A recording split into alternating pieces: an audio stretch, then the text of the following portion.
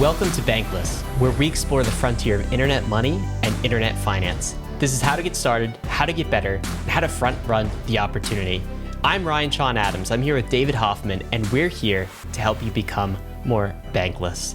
David, we've got an OG on the podcast. OG from a founder perspective, also an OG protocol. This is Rune Christensen from MakerDAO. What did we cover? What were some of the highlights for you? Yeah, this is actually, I think, two podcasts in one. So the first half of this show is all about a tweet thread that Rune put out that captured both your and mine attention.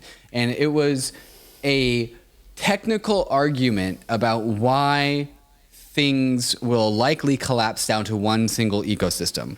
And so where previously, like, maximalist arguments have generally been one of mostly emotion and people speaking their bags, Rune does a fantastic job of actually articulating a technical rationale for why there will likely only just be one layer one blockchain that will succeed, at least with regards to smart contract platforms that have DeFi on them. So he goes through the game theory about why DeFi apps might actually align themselves with one specific chain in lieu of... I'm going to say it, Dave, because he said it. It's like an ETH maximalist take, right? Sure. Yeah. I mean, we also go through a section with Rune about, like, well, we can strip away the names of these things and just talk about the concept of layer 1A, layer 1B, layer 1C.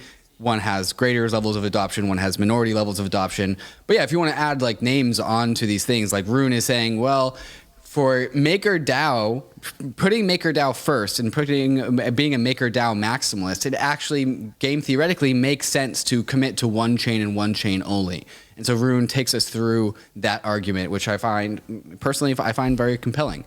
And that's the first half of the show. Second half of the show, we go through Rune's recent proposal on the MakerDAO governance forums about making DAI, quote unquote, clean money, and pointing MakerDAO's abilities of being a capital generation facility, a credit facility, towards things that combat climate change, and having MakerDAO being climate aligned and branding DAI as this clean money that when you use DAI, you are actually helping combat climate change down the line. And the mechanisms for that are simply allowing capital to be directed and MakerDAO to fund things like solar farms or sustainable energy farms or things that help us fight climate change. And this has been one of the big bull cases for crypto at large. Back in 2009, 10, 11, 12, we had no idea how this would actually get done, but we did understand that crypto can help coordinate against problems that are larger than nation states. And to this day, nation states continually to illustrate their lack of competency with being able to tackle problems that are bigger than themselves. And so it's very, very cool that we're seeing a DeFi app on Ethereum take up the mantle of being the coordinating body that can actually go after climate change, because, like Rune says, so many people are just in denial about it, or they've given up hope. Like he said in the show, it's gone from climate change denialism, as in just being blind about it, to climate change doomerism, saying, well, we know we know it's real, but, like, it's too late to do anything about it. And so it's optimistic. It's awesome to see something in the crypto world take the climate change problem head on, or at least that's what Rune has proposed. And so we go through his proposal and all the details around that. Yeah, absolutely. So Bankless listeners, this is like a two-part meal for you. I think the first meal is where we talk about why crypto will have a layer one power law winner, and why Rune actually thinks that might be Ethereum and is probably going to be Ethereum, which is an interesting take. And the second course, I think, counteracts a lot of FUD that we've heard just in general, in the mainstream, let's call it, maybe senators, politicians, regulators, and just like mainstream institutional news that crypto is bad for the environment. Well, Rune is proposing that Maker become good for the environment. Every time you buy DAI or own DAI, that is actually a +1 for environmental, like reducing environmental externalities and helping climate change. So super fascinating conversations. Again, if you want to take this in two parts, that's probably a recommended way to digest it. These are all tied together, though, David, in one way, which is the future of Maker. What is the future of this OG DeFi protocol that's been with us since inception. And, the answer seems to be Ethereum and layer twos. And the second seems to be this clean money narrative. At least that is what Rune is proposing. But what does he get to control? He's just another governor on the governance forums now that the Maker Foundation is decentralized. That's a fascinating conversation in and of itself. You are definitely going to enjoy this one with Rune Christensen. Before we get to the conversation, we want to thank the sponsors that made this episode possible. Bankless is proud to be supported by Uniswap. Uniswap is a new paradigm in asset exchange infrastructure. Instead of a cumbersome order book system where trades are matched with other humans, Uniswap is an autonomous piece of software on Ethereum, which is what Ryan and I call a money robot. No human counterparties or centralized intermediaries, just autonomous code on Ethereum. Input the token you want to sell and receive the token you want to buy. Something brand new in the Uniswap ecosystem is the Uniswap Grants program is now accepting applications for grants. We have been saying this for a while and we'll say it again. DAOs have money and they are in need of labor. If you think that you have something to contribute to the Uniswap DAO, apply for a grant to Uniswap. Just look at the size of the Uniswap treasury. It's almost $3 billion. This mountain of capital is looking for labor. Do you have something of value to contribute to the Uniswap DAO? No matter how big or small your idea is, you can apply for a uni grant at unigrants.org and help steer Uniswap in the direction that you think it should go. That's exactly what we did to get Uniswap to be a sponsor for Bankless, and you can do the same for your project. Thank you, Uniswap, for sponsoring Bankless. The era of proof of stake is upon us. Proof-of-stake systems like Ethereum, Terra, and Solana allow the industry to move away from the hot, loud, and wasteful proof-of-work systems and return back to a cottage industry of individual stakers and individual validators. And that is what we need to make this industry stay decentralized. Individuals must play their part in crypto network validation. And that is what Lido is here to do. Lido makes staking accessible to everyone at the click of a button. By delegating your stake to Lido's network of nodes, you can access the yield offered by proof-of-stake systems and claim your share of the network transaction rewards. Do you have 32 ETH and want to stake it to Ethereum, but running a node sounds intimidating? Or maybe you have less than 32 ETH and you need to pool your ETH with others so you can access staking yields. Lido offers a solution for both. Simply go to lido.fi, choose which assets you want to stake, and deposit them to the Lido validating network. Lido is working to make sure proof of stake stays as decentralized as possible, and is committed to decentralizing its own validating network to eventually become a completely permissionless protocol. So if you want to stake your ETH, Terra, or Sol and get liquidity on your stake, go to lido.fi to get started. Bankless Nation, we are super excited to introduce you to our next guest. This is Rune Christensen. He is the founder of MakerDAO. He was building crypto before Ethereum was even a thing. And he started MakerDAO before DeFi was even a thing. MakerDAO has pioneered some of the most fundamental components of this industry, really the foundations of DeFi. When you think about a decentralized stablecoin, when you think about decentralized governance, when you think about DAOs, all of this started with MakerDAO back in 2016. It was actually my first love and my first fall down the DeFi rabbit hole as well. So we're going to unpack a lot of these topics with Rune. We're going to talk about some of his threads about layer one. We're also going to talk about the future of MakerDAO, how he sees it evolve into a green money type platform, a clean money type platform. There's so much to discuss on this episode. First, I just want to say, Rune, welcome to Bankless. You are an OG, sir. It's fantastic to have you. Really glad to be here. Yeah, I think it's going to be exciting. Okay, so I want to start with this question because, you've been in crypto for a long time. I've been in crypto for a little bit. Some years in crypto feel exhausting, right? Mm-hmm. Some feel exhilarating. There are times in crypto I feel like super optimistic about the future and the direction we're headed. There's other times where I just feel like jaded. Like I'm done with it. Like this short-term thinking and, chasing after scams is too much for me.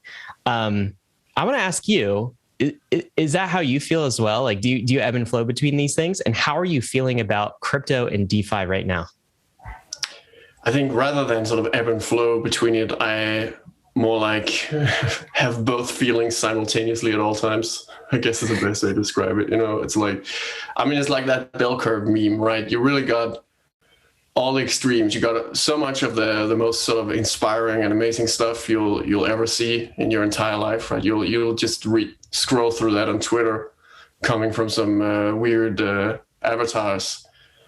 And then at the same time, yeah, there's like the dark side of crypto as well, right? It's like all the good comes with also an incredible amount of bad and frustration and scams and, what do you even call that? Incentivized stupidity and all of these things that really, it's frustrating that that's how it is. But I've over my many years in crypto and my origin as a Bitcoin maximalist back in the really early days, I've just come to accept that that's just what it's like. Basically, that's what the space is like, and you just have to sort of accept and live with that, and then I guess try to focus on the positives. So you've come to peace with things. Then it sounds like you've kind of reached this state of Zen where you can live with both of these realities simultaneously, and you don't let one get you down or the other get you like too excited. You're just like focused on the future. Yeah, absolutely. And I think you absolutely need to be able to do that too. I mean, work in a space, and I guess especially to build a project and try to really make something new, right? I mean, that's something that it's sort of I remember just some advice, some wisdom on that topic, right? I think it's from Kane from Synthetics that had this quote of something like, if you haven't been called a scam yet in crypto, keep working hard. One day you'll make it, right? Because that's a part of it, right? That there's that's the thing about where the negativity, the sort of the bad side of crypto follows the good side of crypto, and they're both fundamental and interconnected. And you have to be able to deal with that, or it's just not for you, right? You shouldn't give away your life force to something if you can't really handle it. We absolutely close every single Bankless episode with this line. It's not for everyone, right? But thanks for joining us on the Bankless journey. And I totally echo that. Crypto is not for everyone. It's an emotional roller coaster out there, and things get absolutely crazy. But let's talk about something crazy that happened in a good way for Maker recently. You guys have been up to a lot of things this year, but something that more recently hit the headlines was Société Générale, SG we'll call them, which is a massive French bank, a bank based in France. They just posted on MakerDAO's governance forum, and apparently they want to inject $20 million in collateral in their bonds as part of the Maker collateral platform. And this is so interesting to me. I want to hear the details from you about kind of the specifics of what they're trying to do and why. But what's super interesting to me is we've actually reached the point where the banks are coming to DeFi. How crazy is that? But tell us about this. What are they doing here? Why is this meaningful? What is kind of the bond that they're proposing injecting as collateral to back DAI? Yeah, I fully agree that the most sort of shocking part of it is this, like, what? Now the banks are coming to DeFi. It seems a little too early, almost a little surreal. But actually, for me, the thing that really was crazy about this is I had just no idea it was in the works at all. So that's really the sort of showcasing, decentralized organization, right? So I was like just super surprised to see it and just like, what? I'd have to like Google it and be like, is it a real bank? This thing, it's the third largest bank in France. That was like, that was pretty mind blowing. So what's going on is that it's Société Générale, hard to pronounce, but it's their blockchain subsidiary, a sort of experimental subsidiary that's doing this kind of DeFi blockchain fintech, cutting edge innovation and experiments and trials with that kind of stuff. And so apparently last year they created a tokenized bond. So there's been this bond living in Ethereum for quite a long time already. That's basically, like some kind of real bond in a token format that's been done, I guess, under French law as an experiment ultimately. And so now they've reached the point where they're starting to look at, okay, we've created this thing, can we actually go and use it in DeFi? And so so I guess then they've been working together with some of the contributors, the decentralized contributors in Maker that are being paid by the protocol to support it. They've basically been working together with this Societe Generalis blockchain subsidiary to prepare this proposal to Maker. And one of the things that's also sort of another mind-blowing thing that also just really showcases the incredible potential of DeFi and really this fundamental power of money Legos, right? Is that so this token they made a year ago as an experiment, it's an ERC20 token, and it just out of the box it fits right into the standard Maker collateral interface essentially, right? So like there's not even any technical work in all of this. There's like the work, the sort of the barriers that were necessary to overcome for this were, I guess, basically the legal work on the bank's side in order to figure out whether they could do this legally. And then the work of like writing the proposal. And that's it basically, which is kind of crazy, I think. And then of course, when it comes to the actual sort of the qualities of the collateral and how it's useful to Maker, I mean, then I think one thing a lot of people immediately noticed is that this bond they have, so it's a euro denominated bond with a 0% interest rate basically. So it's basically like a bond that's not it's like a 5-year bond, right? So it's not super liquid, but it doesn't actually pay an interest rate. And that's of course because in Europe we've got some pretty serious negative interest rates going right now. So people will actually they're very happy to just get euro at 0%. But of course that means that it's going to be hard to charge a high stability fee by Maker on this use when this bond is used as collateral. And I really think the role that this kind of asset can play, and also just generally this kind of collaboration between Maker and these very, very large institutions that are sort of sitting in squarely in traditional finance with all of the scale and sort of interconnectedness that entails, is really that they can provide liquidity to Maker, right? So it's a way to basically have some of the Maker and some of the DAI collateral in a form that is somewhat similar to the role that USDC is playing right now, and Paxos stablecoin as well, where I see is like liquidity reserves that are sitting there ready to protect the peg and basically make DAI very liquid and very useful. But then this would be a way to sort of take some of that exposure and move it over to to just like a completely different type of exposure, right? Instead of being to a stablecoin provider, it's with a huge bank, and it's a different jurisdiction, right? It's French law, and I think that's quite desirable because I mean that's one of the biggest topics in Maker governance for a very long time at this point, is like how do we diversify out of all of the USDC that's sitting there, right? So I think that's great, and there, I mean, and that's a very clear sort of way that this has been a beneficial relationship that can be developed further. But I think the final thing that that's really what really matters of all of this is the precedent that it sets, right? I mean, one thing is the fact that you now have one of the world's largest banks and the third largest bank in France. They've gone through sort of the legal work of figuring out whether they can use their tokenized assets as collateral in Maker, and basically they're saying it can be done, right? I mean, that's why they've gone so far and sort of staked their reputation on making this proposal, right?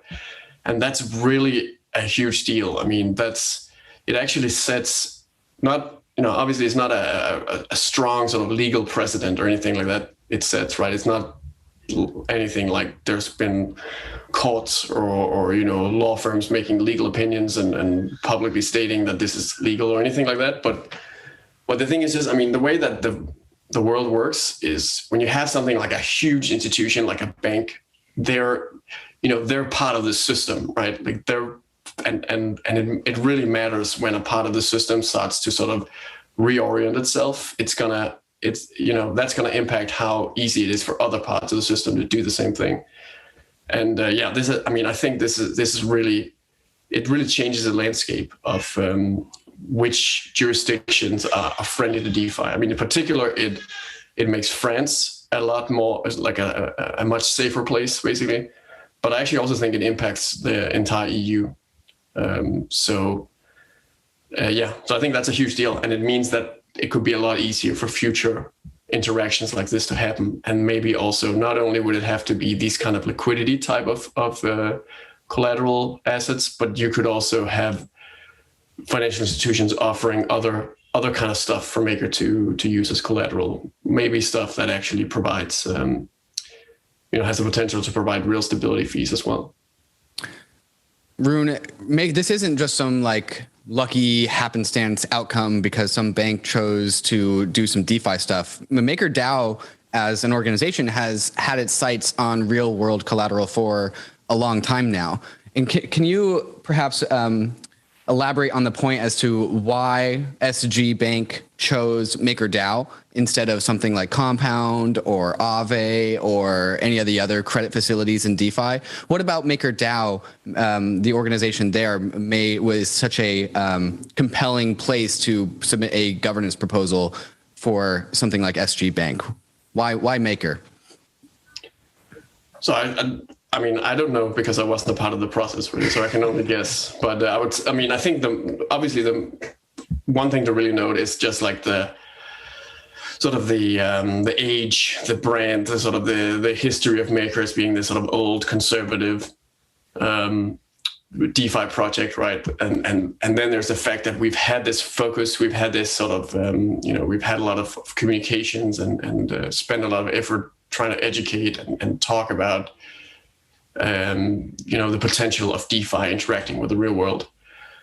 So I guess on that sort of front, on sort of when it comes to like who would a huge conservative bank choose as their partner when taking their first steps into DeFi, I think it makes sense that they would go for Maker, because that's exactly the kind of role that we've been setting ourselves up for many, many years at this point. But I think an even more sort of practical reason is because Maker is really the only place where you can go with something that pays 0% interest and still get people that are perfectly happy to accept that, right? Because we're sitting with so much USDC, where Maker is sort of the one place where risk really matters so much more than the return, essentially, right? So that's where a bank can really provide something that's useful, right? Like if they went to Compound and Aave, it wouldn't fit into the systems, because there's just no place where people will park money to get 0% in return, right? That doesn't really work with the systems.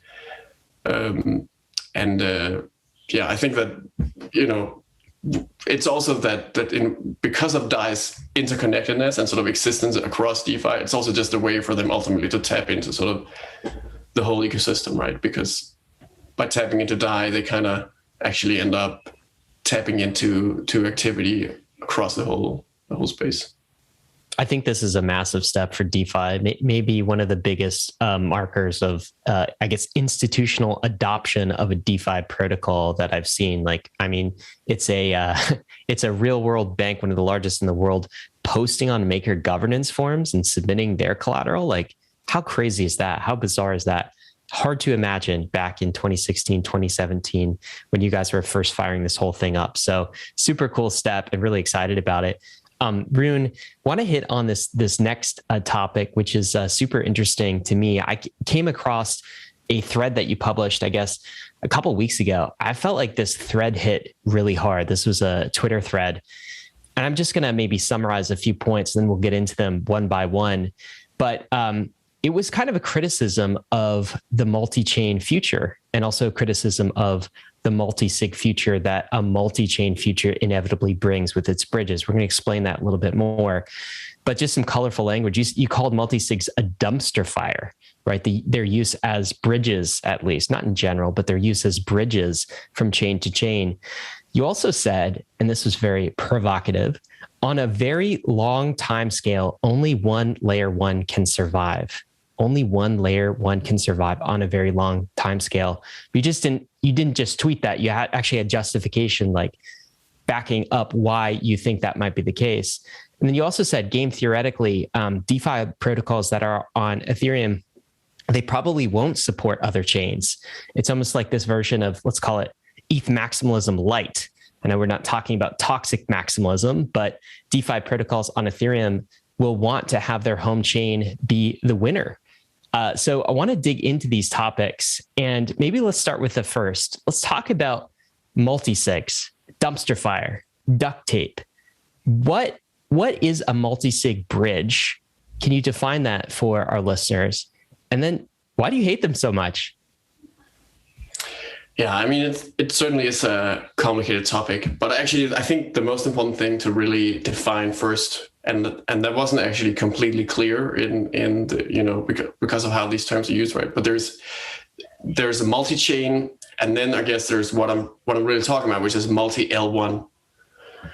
Because the distinction between like a chain and an L1, that's very significant, right? And that's kind of what I'm really talking about is L1s and what happens when you have multiple L1s. And it comes from the fundamental perspective that an L1 is essentially a blockchain that sort of goes out of its way to be independent and actually sort of not interconnect elsewhere, right? So if you look at all the different L1s, they're, in practice, they're called ETH killers, right? And that's basically because they're positioning themselves, as alternatives to Ethereum rather than as something that's fundamentally built to synergize and to tap into Ethereum's network. Because I mean, and I really would argue that in practice, like if you're just think coming from the perspective of, I'm going to make a blockchain, I'm going to enable DeFi, I'm going to make sort of a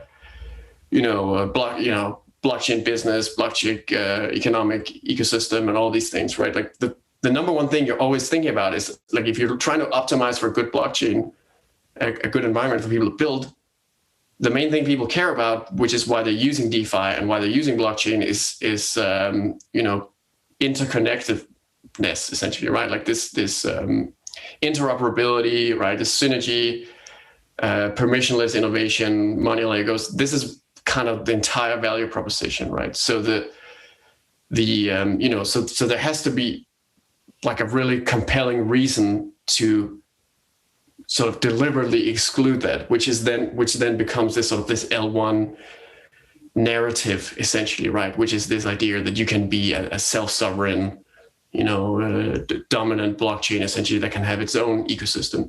So it's already like, basically, you already from the beginning, you're sort of defining these things as being separate, as being distinct, and being in some form of competition. And it's then from that perspective that you can then draw this conclusion of like the multi-sigs and the multi-sig bridges.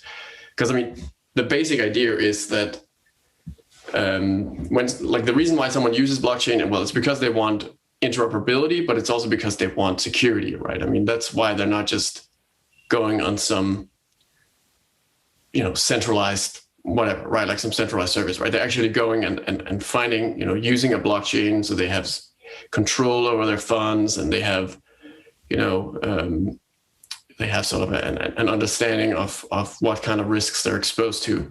And even if a user isn't doing that explicitly, then instead what's happening is they're using a platform, which is actually even more sort of obsessed about what kind of risks is this platform, this custodial solution, what kind of risks is it exposing its users to, right? So security always, like it plays this fundamental role. And in particular, this sort of the task of like figuring out, what kind of security are you expecting and what are the risks that you're willing to take and all of this stuff, right? And that's kind of where the problem comes in, because every single L1, they sort of offers their own perspective on this, right? So Ethereum, it's like, you have this you want the users to run the nodes, and you have all these like sort of this more, I guess, a more pure approach towards decentralization, where instead, on the other hand, you have something like Solana, which is like, actually, you don't need all that. You can have an L1 that just does X, Y, and Z. And it's, to some extent, it's like users that use that sort of adopt either of those perspectives, they have very different expectations of what security means, like what is security, basically, and what is decentralization. And so that's why basically all bridges, in my opinion, ends up being multi-sigs. actually, no matter how you construct them, you can pretty much think of them as multi-sigs no matter what, because you're not going to have like. Real quick, when you're talking about a bridge, you're talking about like, if I want to get my tokens, my DAI, let's say, from Ethereum to Solana, or from Ethereum to Avalanche, or from, Polygon back to Ethereum, that's the bridge that you're talking about. It's transmitting from one L1 to another L1 through some sort of bridge, right? Yeah, and actually it's a little confusing because the terminology back in the day used to be that this was called a gateway, and then a bridge is when you do the kind of the swap. So you do an atomic swap cross-chain. But I guess now it's sort of, like a lot of other terms, it's become a lot more sort of abstract, and you just kind of, what I'm talking about are these transporting assets from one chain. So go into that some more. Why do these bridges suck so much, and why do they become multi-sigs, and why do multi-sigs create kind of a centralization vector that's duct tape, as you said? Yeah, so it's basically that. I guess the best example is Ethereum and Solana. I think because that's kind of like, that's really the epitome of this whole sort of tension, right? We have Ethereum as sort of the incumbent, and then you have Solana as this very, very promising competitor that is providing its own complete ecosystem, right? And so the fundamental problem is that if you're transporting assets from, you can, and it's very concrete today how it works with Ethereum and Solana, right? Where basically the DAI that you move from Ethereum onto Solana becomes centralized effectively because the DAI doesn't actually leave Ethereum, right? Because DAI ultimately is tracked on Ethereum, right? So the DAI actually is sitting on Ethereum, but in a multisig, and that multisig then issues essentially an IOU on the Solana blockchain. And so what's happening is now you go from thinking of, go from a security model of DAI just being, DAI has the security of Ethereum, basically.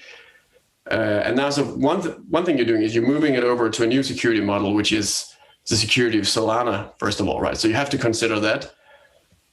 And then on top of that, and this is basically the problem, in my opinion, right? You also have to deal with security issues of the bridge. And the security issues of the bridge are like they're just a lot more severe than the blockchains themselves.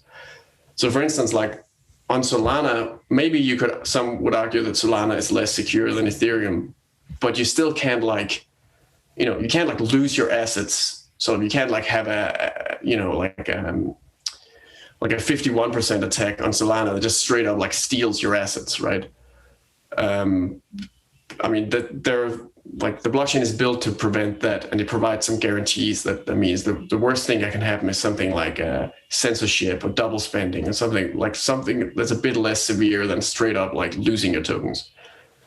But unfortunately with a bridge, that's not the case. Like a bridge can it can just go and take all your tokens the moment it's compromised, right? And that's because it has to actually control the tokens as they sit on Ethereum when it's sort of providing them across chain on Solana.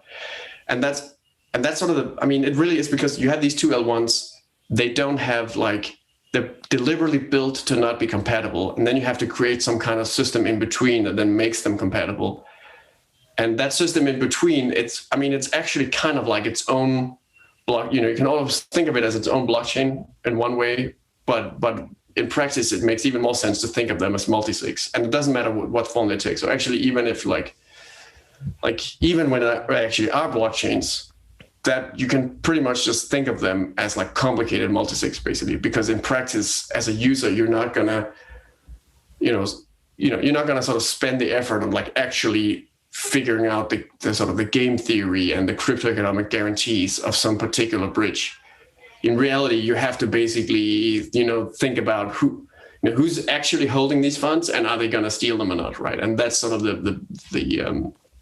the calculation you have to make before using a bridge. And so what we're talking about with these, when you say multi-sigs for bankless users that are not familiar, right? These are like, these are kind of like, counts where it takes a certain number of individuals and their private keys to sign whether a transaction goes through or whether they can take your funds or not. So common multi-sig is like 5 of 7 individuals all agree to a particular transaction. And, that's it, right? So imagine taking your DAI, moving it through a multi-sig type bridge, putting it on some other chain, say Solana or something like that, and it's a 5 of 7 multi-sig bridge. That means it only takes 5 people who are probably friends, know each other in real life, to collude and take all of that DAI from you. That's essentially or receive what you're regulatory pressure. Yeah, exactly. That's what you're saying, and you're saying, Rune, that that makes the weakest link, in your security chain, that multi-sig every single time. And that's what happens when we get a multi-layer 1 universe, right? Yeah, I mean, I think in practice, of course. So actually, I'm actually a big fan of multi-sigs as sort of solution. Actually, and that's kind of the thing that I mean, that's why I think it becomes so much about multi-sigs, because when you have this sort of situation where you have some unknown risk, you're bridging between sort of 2 different paradigms of security, it's too complicated for people to actually figure out how to measure the security and the risks. And the best option really is to have a bunch of trusted actors, basically, and then just being I just have to basically trust these people not to steal the money. And then, I'm not sure about the specifics with the bridge between Ethereum and Solana, for instance, but I would imagine that we're talking about some of the top companies in the space, right? And there is this sort of intelligent design to it, right? There's diversification, there might be jurisdictional diversification. So there are a whole bunch of optimizations that are made on this kind of construct. But the problem is just that in the end, it's never going to be as safe as sort of native security.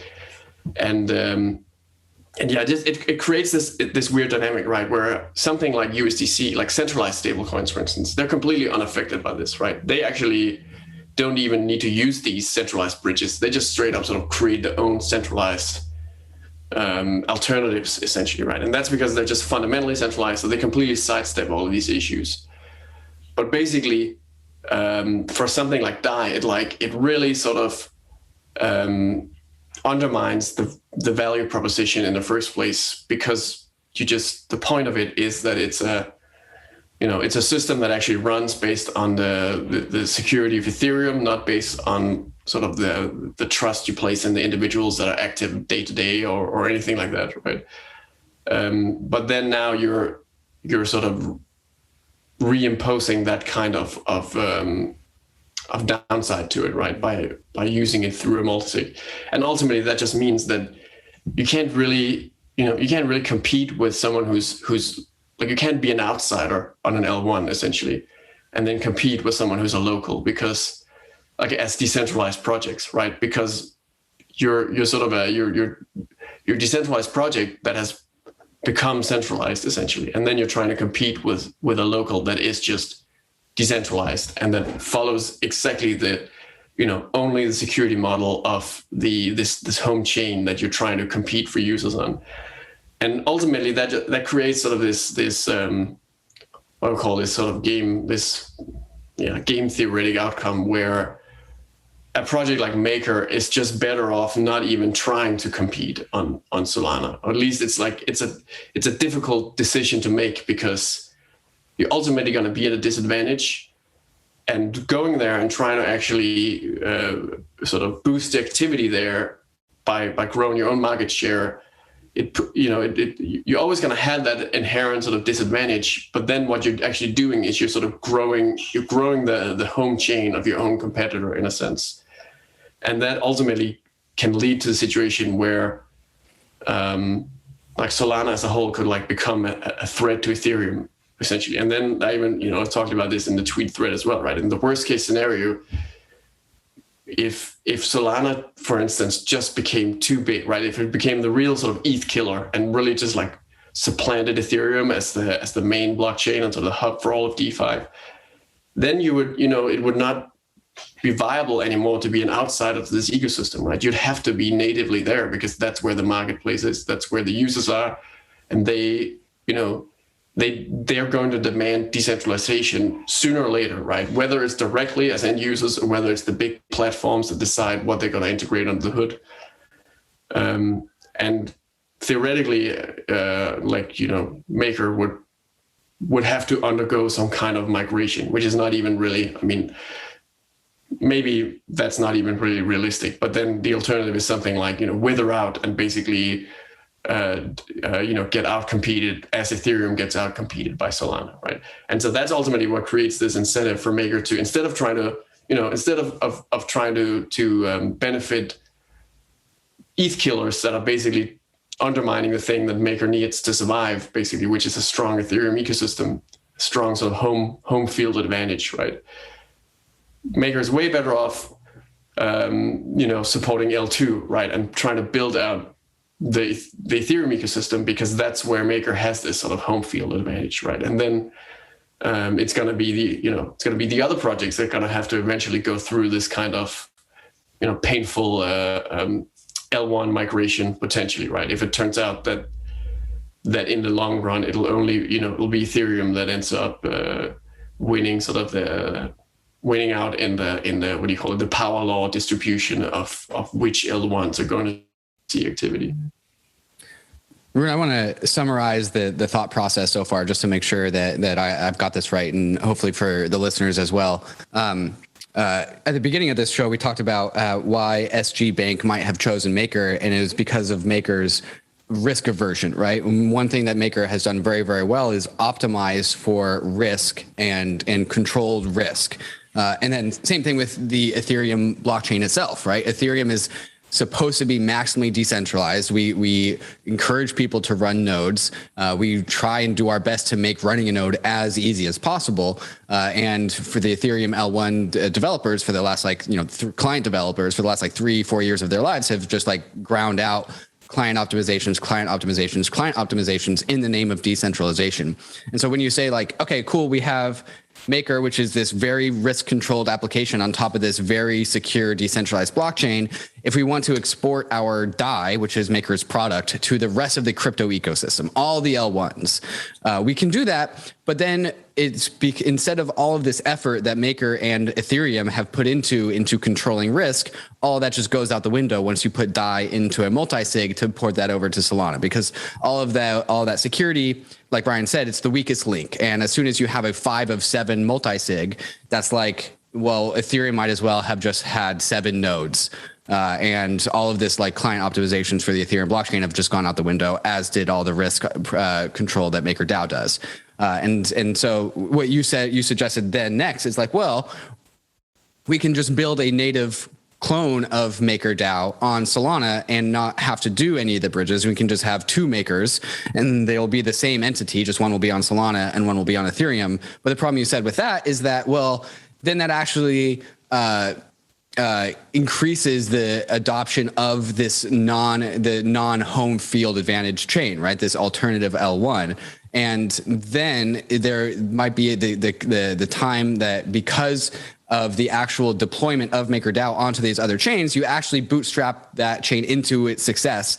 And then we have a whole messy outcome where the actual home field where Maker started with is now the minority chain. And now there's this whole mess where you have to migrate from minority chain to this new L1 chain. And that's true for not just Maker, but for all of DeFi. And so what you're saying is that it's actually game theoretically rational for Maker to just pick one place and optimize for that one place, and make sure that the home base, the home field advantage for Maker stays as strong as possible. So Maker doesn't have to deal with this whole, which L1 do we call home? How do we optimize for making sure we pick all the same L1 as everyone else? Is all of that correct?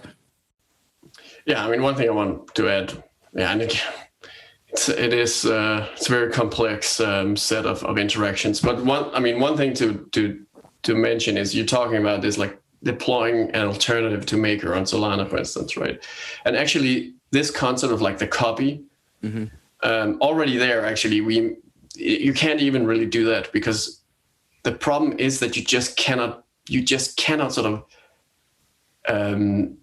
bridge decentralized governance, right? Or rather, if you bridge decentralized governance or any kind of decentralization, the level of security you end up with is the security of the bridge. So you can't have like two separate Maker instances that are not beholden to the bridge, essentially, unless they actually truly are separate, meaning they have completely different sets of governance tokens. And then they actually just become competitors. I believe. I mean, I don't think anyone's run those kind of experiments, but I think in practice, I mean, they're just not, it's basically gonna be equivalent to sort of just creating a competition in that sense, right? And because they no longer have economic alignment. Right. Yeah, right. Like you sort of lose you get misaligned economic incentives. Yeah, exactly right. You spin up an identical twin, but it's your evil identical twin. It turns on you later. Yeah, yeah. I mean, and that's also the thing about all of this, is that we're talking about like looking really far into the future, right? So in the short run, none of this stuff really applies. It doesn't really have sort of short-term consequences. But, that's the thing about Maker and me, I guess, is we're kind of obsessed about the very long term, and that's really mostly what we care about. And it's from that perspective, basically, that, I mean, my argument is essentially that you're just going to be better off trying to, try to pick the L1 that wins and stick to that, I believe, because if you pick sort of the wrong one, you're not going to have a good time, changing your mind later if another one ends up being the winner. And there is absolutely this possibility that, I mean, there is this vision of like the multi-chain future. That's what it's called, right? The multi-chain future. That's sort of the phrase that describes this, like what right now I think is actually the main belief of most people, right? That you will have all these various L1s, and DeFi and sort of the ecosystem will just interoperate across all of this. And that's kind of what I call the multi-sig dumpster fire, because then basically what that world would actually look like is you would just have this endless sort of complexity of like where, what's actually the trust assumptions of all these things. And yeah, I mean, yeah, it's actually like, if you sort of start to really dive into it, it's actually really hard to even figure out what does it actually converge to. And sort of my conclusion is, in the end, you just always end up with everything converging to sort of the one place where everybody agrees, okay, this is what we trust. Like this is the common ground. This is where we sort of, when we interoperate with something, we interoperate it under these conditions, because we don't want to do it with interoperate under conditions that we do, with security, sort of a security setup that we don't understand, because, yeah, I mean, you need to. In the long run, in the short run in DeFi, nobody really cares much about security, right? It's more the degen spirit that sort of rules everything. But in the long run, it's the opposite. The degen spirit can only take you so far, right? And then you have to actually really start to worry about risks. And that's when I think it'll just, it'll set in this sort of requirement that, yeah, probably my guess is it'll be Ethereum, but of course I'm completely biased. That's kind of the thing, right? That I'm already locked in at this point because I'm exposed to Maker, right? I'm financially and emotionally, basically, I'm fully invested in Maker, and that just means that my own interests requires Ethereum to win. So it's impossible for me to, it's very hard for me to not sort of double down on that belief, right? But that's kind of the point, right? That the place where people will be mostly invested and where people have the most exposure, so the most desire to sort of see succeed, that's what's going to be the standard in the long run of like how apps interoperate. What's so interesting about this, from my perspective, Rune, is like, number one, I've never pegged you previously as any kind of maximalist, in particular an Ethereum maximalist. And what was interesting about your thread is it was more sort of a game theoretic case on like playing out on the long time horizon what's going to happen. And you're basically saying that all DeFi protocols that are Ethereum based will protect their home world, right? Will protect Ethereum and will want to work to make Ethereum succeed. Because if they move to any other chain, then essentially they compromise security and they will lose to local competitors. Is what you're saying. So that's one implication. Another implication is on the long time scale, as you said, only one L1 can survive. And I think what you meant is not that there won't be other L1s, but that there will be a clear power law winner. Say somebody with 70%, 80% of the value capture and the market share and the mind share behind this. And this is interesting as well, number 3, because I think this doesn't just apply to Maker, of course. This applies to all Ethereum DeFi protocols, whether they state it or not. And what I really appreciated about this thread is you actually came out and said it, right? It's what everyone in the room is kind of maybe thinking or theorizing, you actually said it. Where I feel like some other DeFi protocols are kind of taking a wait and see perspective, and maybe they have plans behind the scenes, but they're not really executing them. That's another, I guess, takeaway for me. Number 4, I guess the last takeaway is, of course, none of this applies when we're talking about Ethereum layer 2, right? So when we talk about a multi-chain future, I think a lot of people mean what you said they mean, which is all of these different layer 1s kind of interacting in some way, right? Another definition of a multi-chain future is we have essentially, it's all in kind of the Ethereum ecosystem, but it's a whole bunch of different layer 2s that aren't in any conflict with Ethereum, and they have a different bridge, right? Their bridge is not 507 multi-sig bridge.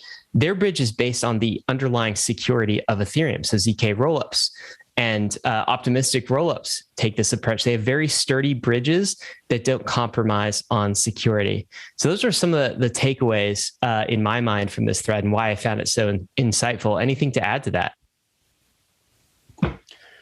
Yeah, so I think another sort of factor that I haven't really mentioned, but that also plays a huge part in all of this is the role of the native token as collateral in DeFi. And I would actually disagree that this applies to all or most DeFi apps, like this concept of sort of, what do you even call it? Incentivized maximalism or something like that. Right? So I think in fact, most of the apps kind of, because many of them don't really, much of what people are using today and what's coming out today, it's not so focused on security or decentralization necessarily, right? A lot of it is kind of it's sort of closer to, it's more about building these sort of high risk, high reward things. And in that situation, it really makes perfect sense to sort of be all over the place, right? Be super fast, cutting edge, not worry too much about bridges or anything like that, right? But I think in particular, it's really when you get to sort of the type of role and sort of the type of product that Maker is providing, right? Where we're talking about this maximal stability, maximum security, maximum conservatism. And that's also where we then get into the concept of the native token, because the native token just plays such a huge role in this, in sort of the ability to create decentralized stability, basically. Are you talking about the native token of the layer 1, or are you talking about the native token of Maker or some other DeFi protocol? Yeah, sorry. So to clarify, I'm talking about ETH, right? So the native token of the layer 1, and because that's why everybody wants to be an L1, right? It's because a native L1 token is just so much more. It's the single most valuable thing that's ever been invented in blockchain, right? And you even have it's so valuable that you even have Bitcoin that has sort of let's call it a terrible business model, right? It's like a system that's just losing money basically, yet just the sort of the native token characteristics of Bitcoin makes it insanely valuable, right? And then you have Ethereum, which is not only do you have this potential for very powerful unit economics almost, right? A very powerful sort of just basic economic framework where there's profits, there's surplus, and it actually goes to the holders of the token.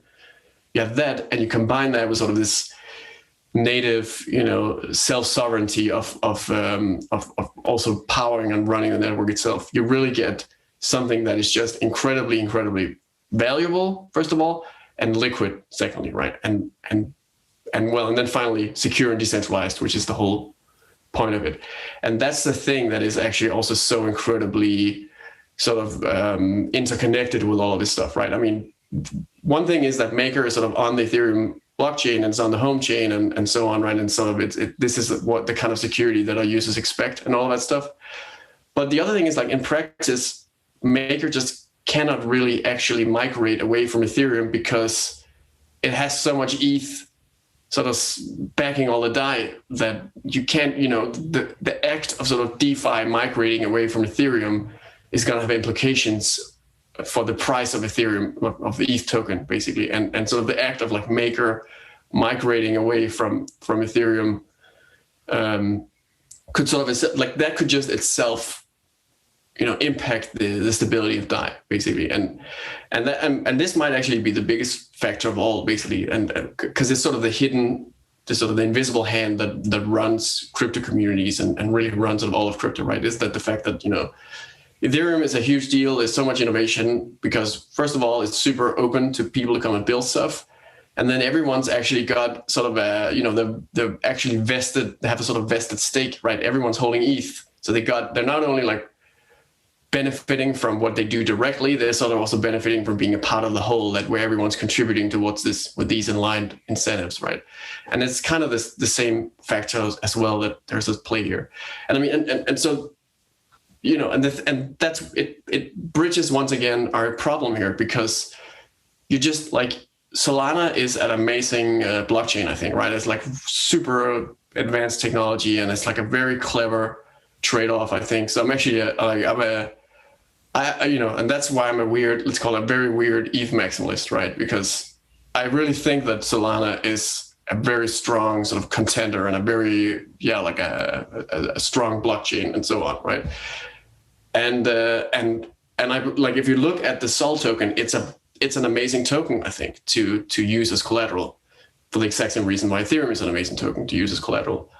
But try to move it across a bridge, and suddenly it's really not that appealing anymore. That's basically the problem, right? So it's not so easy for Maker to it's just not that attractive for Maker to like stock up on let's say Sol tokens as collateral backing DAI. Like, you could have some, sure, but like, you're not gonna feel good having like a huge portion of the collateral portfolio of a decentralized stablecoin be basically a blockchain token that's held in some kind of, either it's a multi-sig or it's some kind of very complicated technological machinery, right? That where ultimately there's all sorts of risks that you can't really, you can't directly analyze them game theoretically. You have to just basically put your faith in it, right? And so in the end, you can just think of it as basically like a multi-sig of a bunch of factors that you hope all are going to work out. But basically, if they go wrong, and you can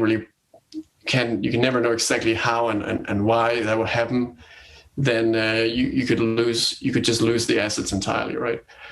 So, and importantly, that's just not true about Ether when Maker is on the Ethereum chain, right? Ether, the properties of Ether as collateral inside of MakerDAO hold a lot more monetary premium due to its nativity and its nativity to all the other DeFi apps that are on Ethereum. Unlike the Sol, maybe there is a monetary premium behind the Sol token, but the value of that monetary premium is just thrown out the window when you establish a bridge.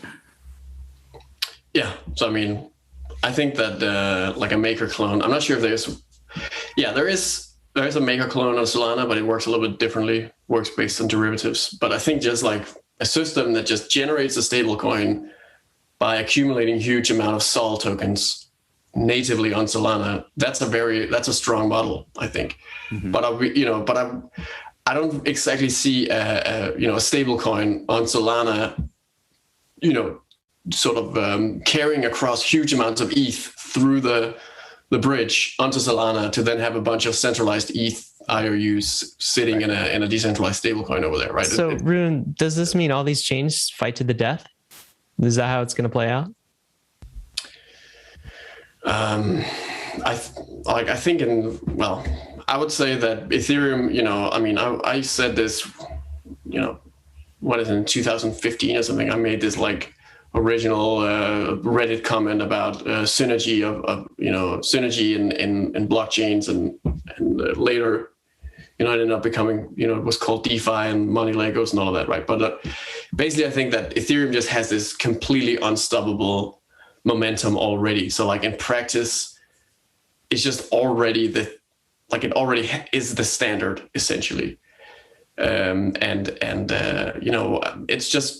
It's growing so fast. So like, I don't think necessarily that other blockchains will sort of fizzle out necessarily, but I think we've seen it happen with something like EOS, for instance. Whether it will happen whether it's a possible outcome for Solana, I don't know if that's the case. Like Solana might have hit critical mass where it's going to grow from where it is now. But the question is it ever going to actually be something that can sort of surpass Ethereum and be the new standard that Ethereum is today? I guess it actually comes down to the L2s, right? So and really sort of the optimistic rollups and Starknet and ZK Sync and these things that are coming. Like if they get adopted, I think it's game over in the sense that, you'll never, it's just, the window of opportunity for Solana to surpass Ethereum is sort of right now, basically, right? We would have to see sort of migrations of applications from Ethereum over to Solana. We would have to see sort of the cutting edge of innovation happening on Solana rather than Ethereum. And sort of a kind of an irreversible trend towards that, needs to occur before the rollups sort of, start to develop a critical mass of being able to properly tap into the liquidity on the Ethereum mainnet, and then having the, user experience and all these things. So it's not about fighting to the death. It's more like fighting to see who gets to sort of really, bank the unbanked, or that's a weird analogy, but like who gets to really sort of blockchain the whole world, right? Like what's, so, and maybe Societe Generale, that's sort of it's a good example of that, right?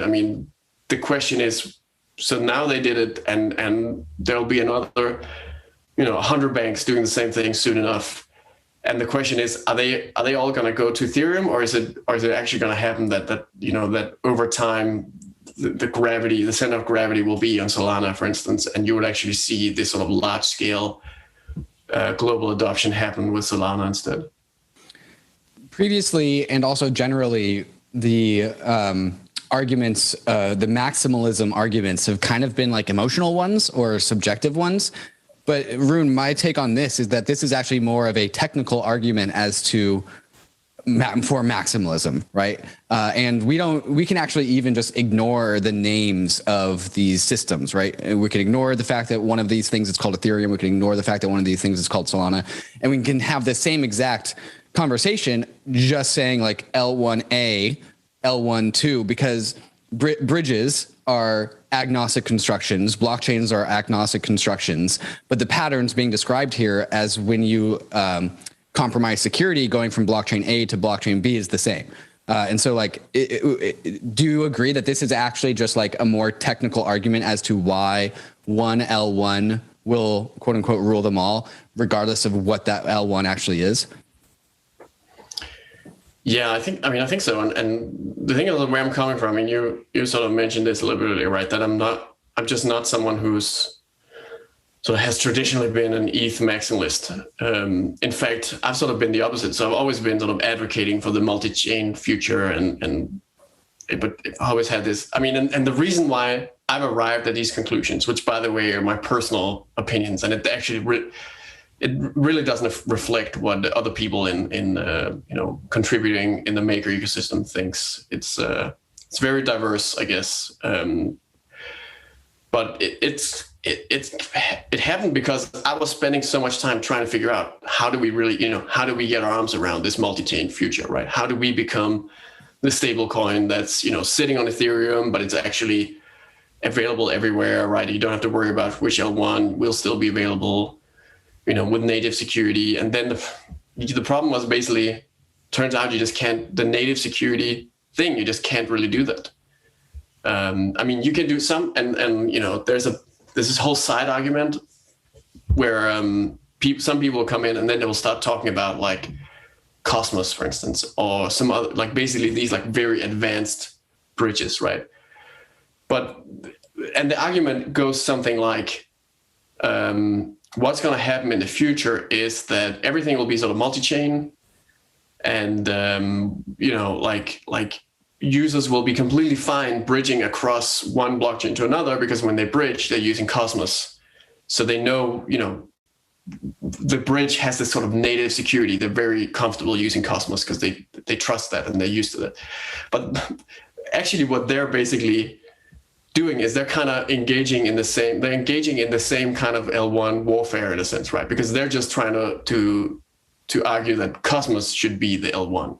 That's basically how I see a lot of this stuff happening. I mean, and then you actually see this stuff all over the place. And this is, I also wrote that in the Twitter thread, right? This is what I call the multi-chain propaganda, right? Because you really want to kind of adopt this, like, you know, just this is this S-curve of platforms, right? Like in the beginning, a platform wants to collaborate, you know, with sort of the things that build on top of it, right? So at first, right, an L1 will want to not present itself as like an L1, but rather as a whatever, anything else than an L1, basically.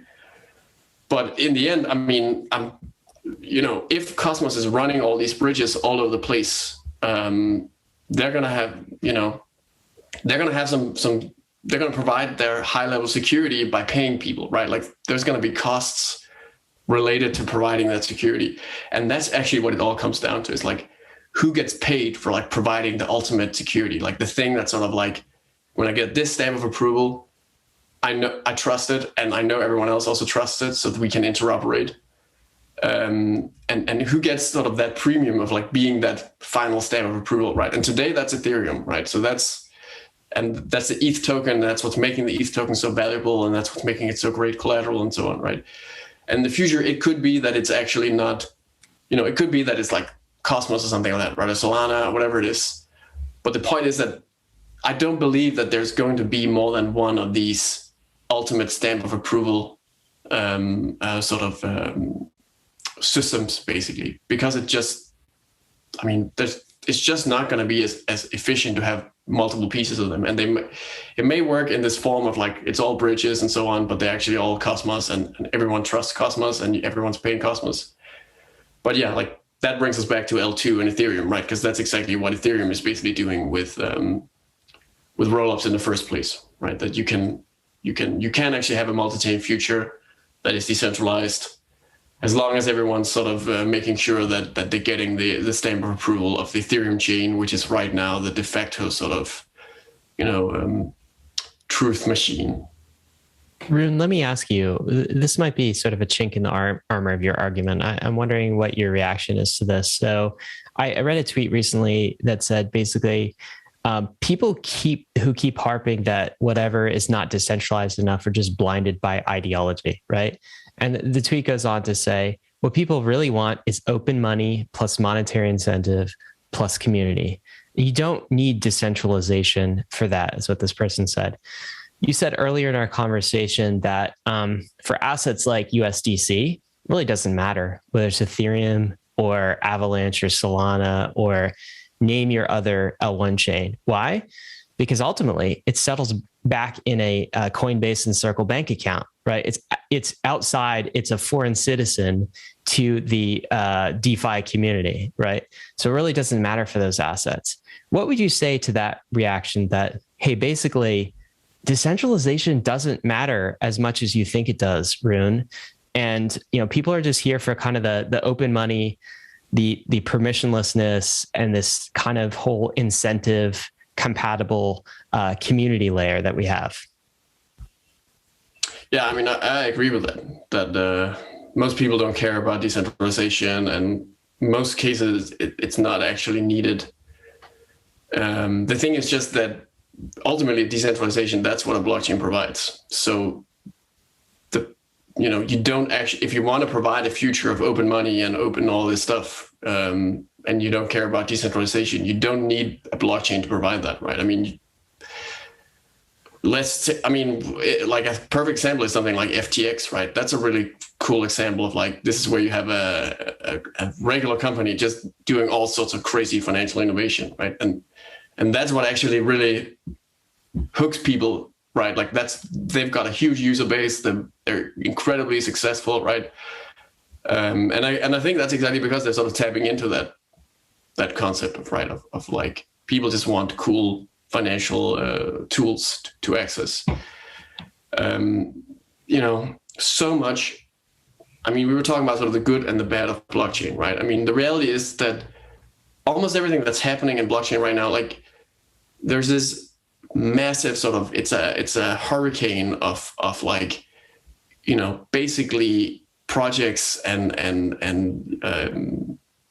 like tokenomics that ultimately aren't sustainable, right? Like so much of the activity happening in blockchain today are like people getting yields from like yield farming or something like that, right? Ultimately, that it just fundamentally, the reason why it's happening is because it's like the Wild West and we're on the frontier, and all these things are happening today that they're possible because, I mean, they were enabled by decentralization, but they don't really need it. They just need sort of enough of it and enough of a head start to not get like shut down, for instance, right? And over time, it's not gonna last forever, basically. Like probably a good analogy is something like we're before the dot-com bubble still, right? We're still in this sort of era where things just haven't really converged.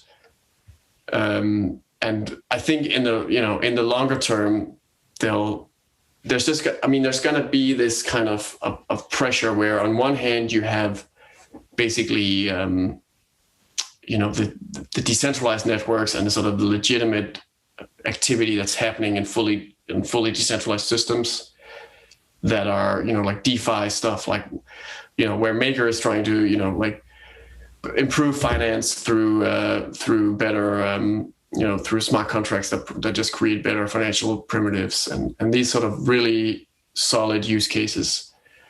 And then sort of all the way on the other end, you just have like straight up like Ponzi schemes. And basically the Ponzi schemes, what they're really going to be running from in the long run is like regulation, right? And people suing them or whatever is going to happen to them, right? And the way they protect themselves is ultimately with like anonymity and decentralization. And you can kind of compromise on decentralization as well when it comes to creating scams or Ponzi's or whatever. But over time, there's going to be a limit to that. And you're really going to see that a lot of the kind of this middle ground activity we see today is going to kind of bifurcate into sort of just regulated stuff that's centralized, and then, decentralized stuff that is either not regulated at all because it's completely cut off from the physical world, or that is regulated in a way where it's sort of the pieces that interact with the real world that get regulated.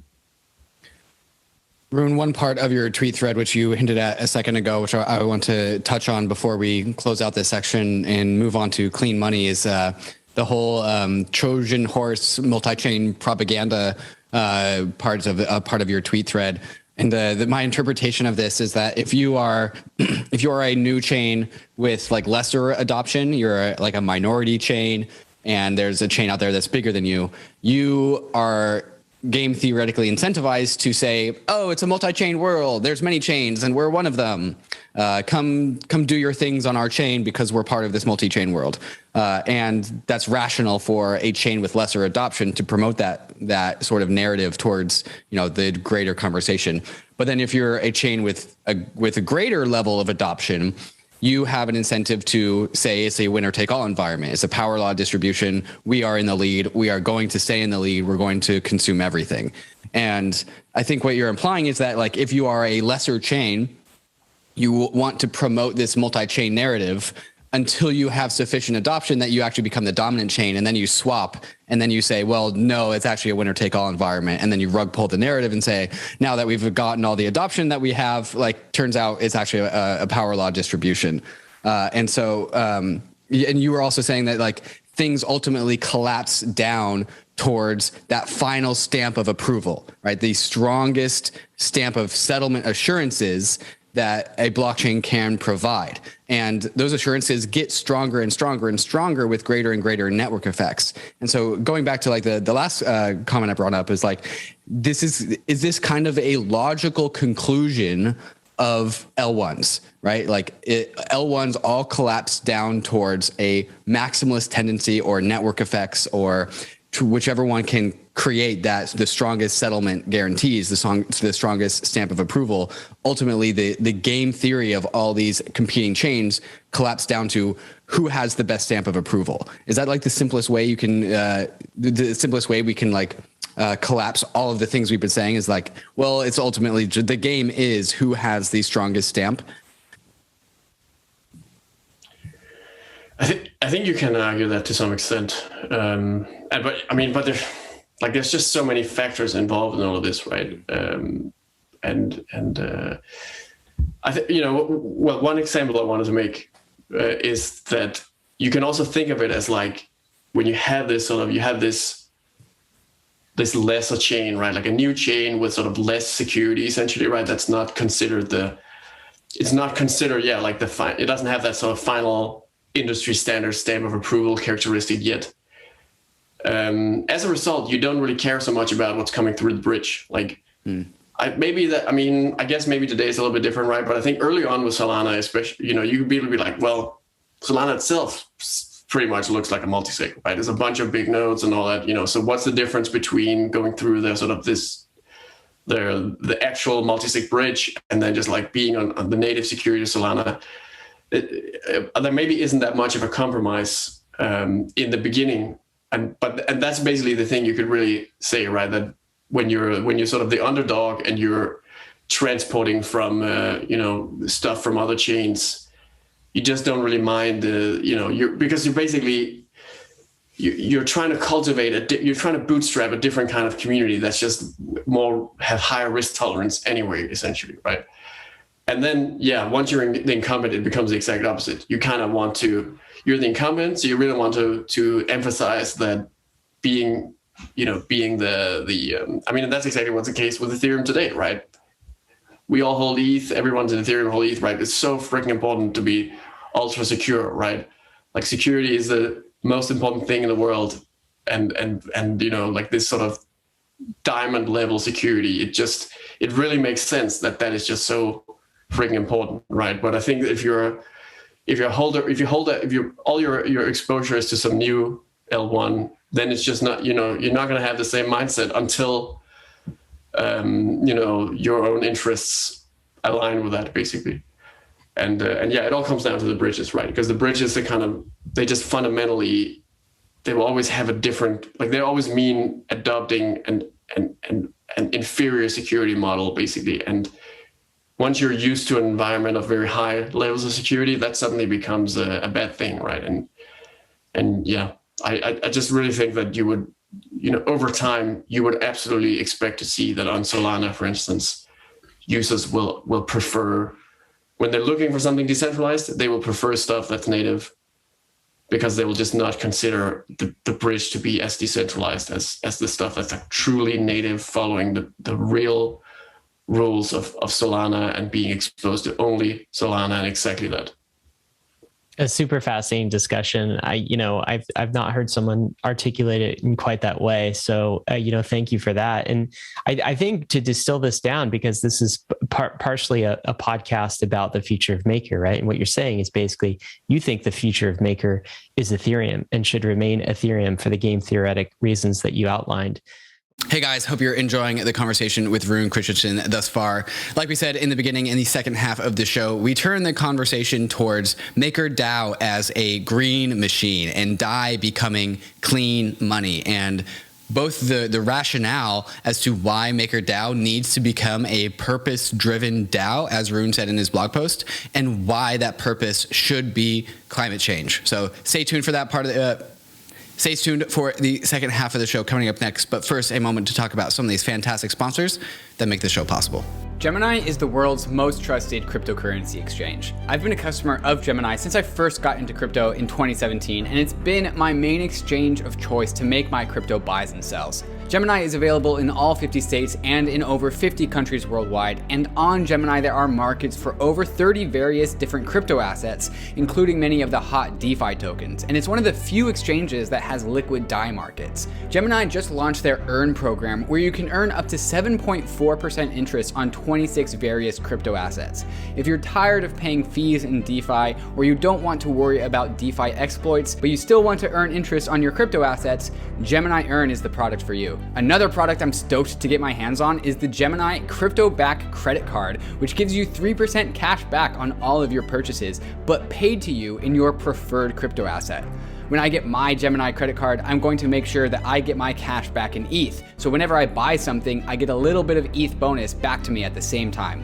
You can open up a free account in under 3 minutes at gemini.com/gobankless. And if you trade more than $100 within the first 30 days after sign up, you'll be gifted a free $15 Bitcoin bonus. Check them out at gemini.com/gobankless. The Aave protocol is a decentralized liquidity protocol on Ethereum, which allows users to supply and borrow certain crypto assets. Aave version 2 has a ton of cool features that makes using the Aave protocol even more powerful. With Aave, you can leverage the full power of DeFi money Legos, yield, and composability all in one application.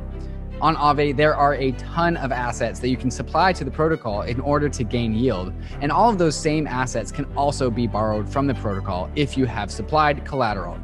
Here you can see me borrowing 200 USDC against my portfolio of a number of different DeFi tokens in ETH. I'll choose a variable interest rate because it's a lower rate than the stable interest rate option, but I could choose the stable interest rate option if I wanted to lock in that interest rate in permanently. V2 also features the ability for users to swap collateral without having to withdraw their assets, trade them on Uniswap, and then deposit them back into Aave. With Aave, users can do this in one seamless transaction, saving you time and gas costs. Check out the power of Aave at aave.com. That's AAVE.com. Let's talk about the next subject in the future of Maker. And this is a couple of days ago, you published a post in Maker Governance, because now that Maker is decentralized, I guess you're just another guy in the Maker Governance forums, right? Just another guy posting. But you do have some clarity of vision and some great ways of articulating yourself. And you wrote this post called "The Case for Clean Money," and this is basically the thesis or the idea that DAI should become clean money, that it should become greener over time, more environmentally friendly, in an ESG type of asset, if you will, or backed by ESG type assets. This was a statement I'll just pull out to kickstart this conversation, because we want to dig into this post some more. You said at somewhere near the beginning, to truly reach its potential, Maker needs to become a purpose-driven DAO. A purpose-driven DAO. Let's start with that, like fundamental foundational thesis there. Why do you think that's true? Why does Maker need to become a purpose-driven DAO? Why can't it just go seek profits and make that kind of the short-term pursuit? What is it with the purpose-driven thing that is so important? Yeah, so it's kind of it's actually really exciting. The world we're in now with DAOs evolving and human, sort of new forms of human organization. And with Maker, like this proposal that I've made ultimately as sort of, basically as my opinion as an MKR holder, basically on how I can and sort of contribute and support the project as much as possible, which I do obviously hope, and I'm glad to see already it's getting some traction. But so there's a whole range of things that I've been thinking about basically the whole time I've been in the foundation, right? That I've been sort of distilled out, and ultimately I came up with this concept of sort of centering everything around this clean money vision. And the question of like the DAOs, like how a DAO should organize, and this concept of a purpose-driven DAO versus I guess you could say like a profit-driven DAO or something like that. That's like a really age-old kind of issue and dilemma that we've been dealing with in Maker since actually the very beginning. And the very simplest way to think about it is just really the fundamental game theoretic problems with DAOs are basically things like governance attacks, right? And sort of the tragedy of the commons, where you have this sort of shared public infrastructure, like project that you're using, and then you're counting on all sorts of individuals to coordinate around how to grow the thing as a whole, kind of in a way that benefits everyone. And you're worried about individuals, instead of doing stuff that benefits everyone, you're worried about them doing things that just benefits themselves disproportionately, right? And I guess the most basic sort of example of this of all is like the governance attack, where you could have, in most DeFi protocols, if someone actually controlled the majority of the voting shares, they can just straight up like steal all the assets in that protocol. Maker actually has protections against that, so it's more like you can end up into this kind of basically a crypto economic death spiral, kind of, where what ends up happening is the protocol shuts down and everyone is settled out and has their funds returned. So people don't actually lose money, but you can have the whole protocol actually shut down as a result of a governance attack. But so that was like, it was already clear from the beginning that there is this problem of like people have to participate honestly, and they have to kind of like, there has to be this element of like basically the whole, right? That you're a part of a DAO and you're contributing a part, as a group, and you have, and in the very, the predecessor to DAOs, which was BitShares, that really invented these like very first, like DAOs, basically called DEX back then.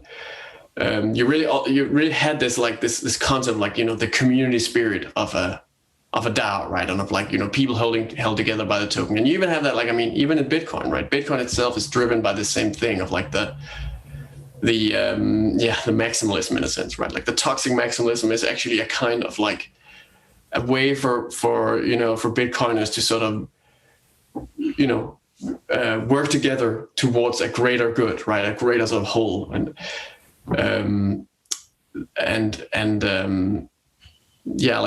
It was clear to me that this is actually fundamental for DAOs to function, because the basic problem with everyone just being driven by money is just that you're just, if it's about making money, the problem is that's not a shared thing ultimately, right? It's all like making money is something that happens individual to you. So you're gonna cooperate with the group. You're gonna work together as long as everybody. That's how everyone makes the most money. But if you're ultimately there for the money and you're given an option to make more money for yourself at the cost of others, then if that's the only thing that drives you, that's actually what you're gonna choose to do. And yeah, so in Maker now we have this like very, very complex, very advanced governance process, and even a governance bureaucracy that sits around this process, with people that are actually being paid by the protocol, and that are the full-time employees, right? Like getting money straight out of the protocol's revenue. And I think that's like getting, for instance, like being able to organize such a bureaucracy, it really starts looking like the kind of challenge that you have when you're just trying to create a startup, for instance, or a company, right? Where you really need sort of a North Star. You need some way to really align people. And in a normal company, you can do that through, you can just have a centralized organization, right? You can have like a leader. In a DAO, it's not that simple, right? Like even if you have a leader, over time that leader is gonna disappear, right? The DAO is supposed to still function even without the leader. And that's why I think that really the best option then is basically to create a vision and a purpose that just actually makes sense to people, so that when individuals, they contribute to a DAO, and in doing so sort of contribute to the greater good, right? Like the thing that inspires them to do that is they know everyone else is doing the same thing. And it's like, I'm not only like, when I'm sort of honestly participating in governance and actually voting and considering what's best for everyone else, even though ultimately that is sort of an act of altruism. It helps myself, but it also helps everyone else. And to a large extent, it's everyone else that gets the most of the benefit. like if you're doing that in an environment where you're helping everyone else make money and you're basically not really making money by doing that, and it's just about the money, then there's a mismatch of the incentives there and sort of the outcome. And instead, if you have a situation where there really is an actual sort of vision and purpose that everyone can follow, you're just going to have an easier time getting a critical mass in a community where people will actually collaborate rather than defect in the game, I guess you can say. One point we always hammer on at Bankless is that this whole crypto revolution thing, the thing that it does the most is that it aligns human values with the market value of our assets. And that's kind of what I see with this proposal of saying like, hey, let's align MakerDAO with being green so that we can actually align more people under that shared banner, under that shared goal. And we'll come back to this subject towards the end of this conversation, because I do want to ask, like, is this actually MakerDAO's like the vision for MakerDAO that is actually putting MakerDAO first? Like, is this altruism, or is this actually just the most optimal strategy for MakerDAO growth? But before we get there, I want to unpack this whole green money approach first and foremost. And in your blog post, and again, when we started this conversation, we talked about Societe Generale. You said the recent governance proposal by Societe Generale, one of the world's largest banks, proves how Maker has the potential to impact the deepest layers of finance as a new financial backend. And so my question is are you saying that MakerDAO can actually influence the outcome of the real world by picking and choosing what collateral it accepts into its protocol? I mean, that's the potential if it scales enough, and I think so.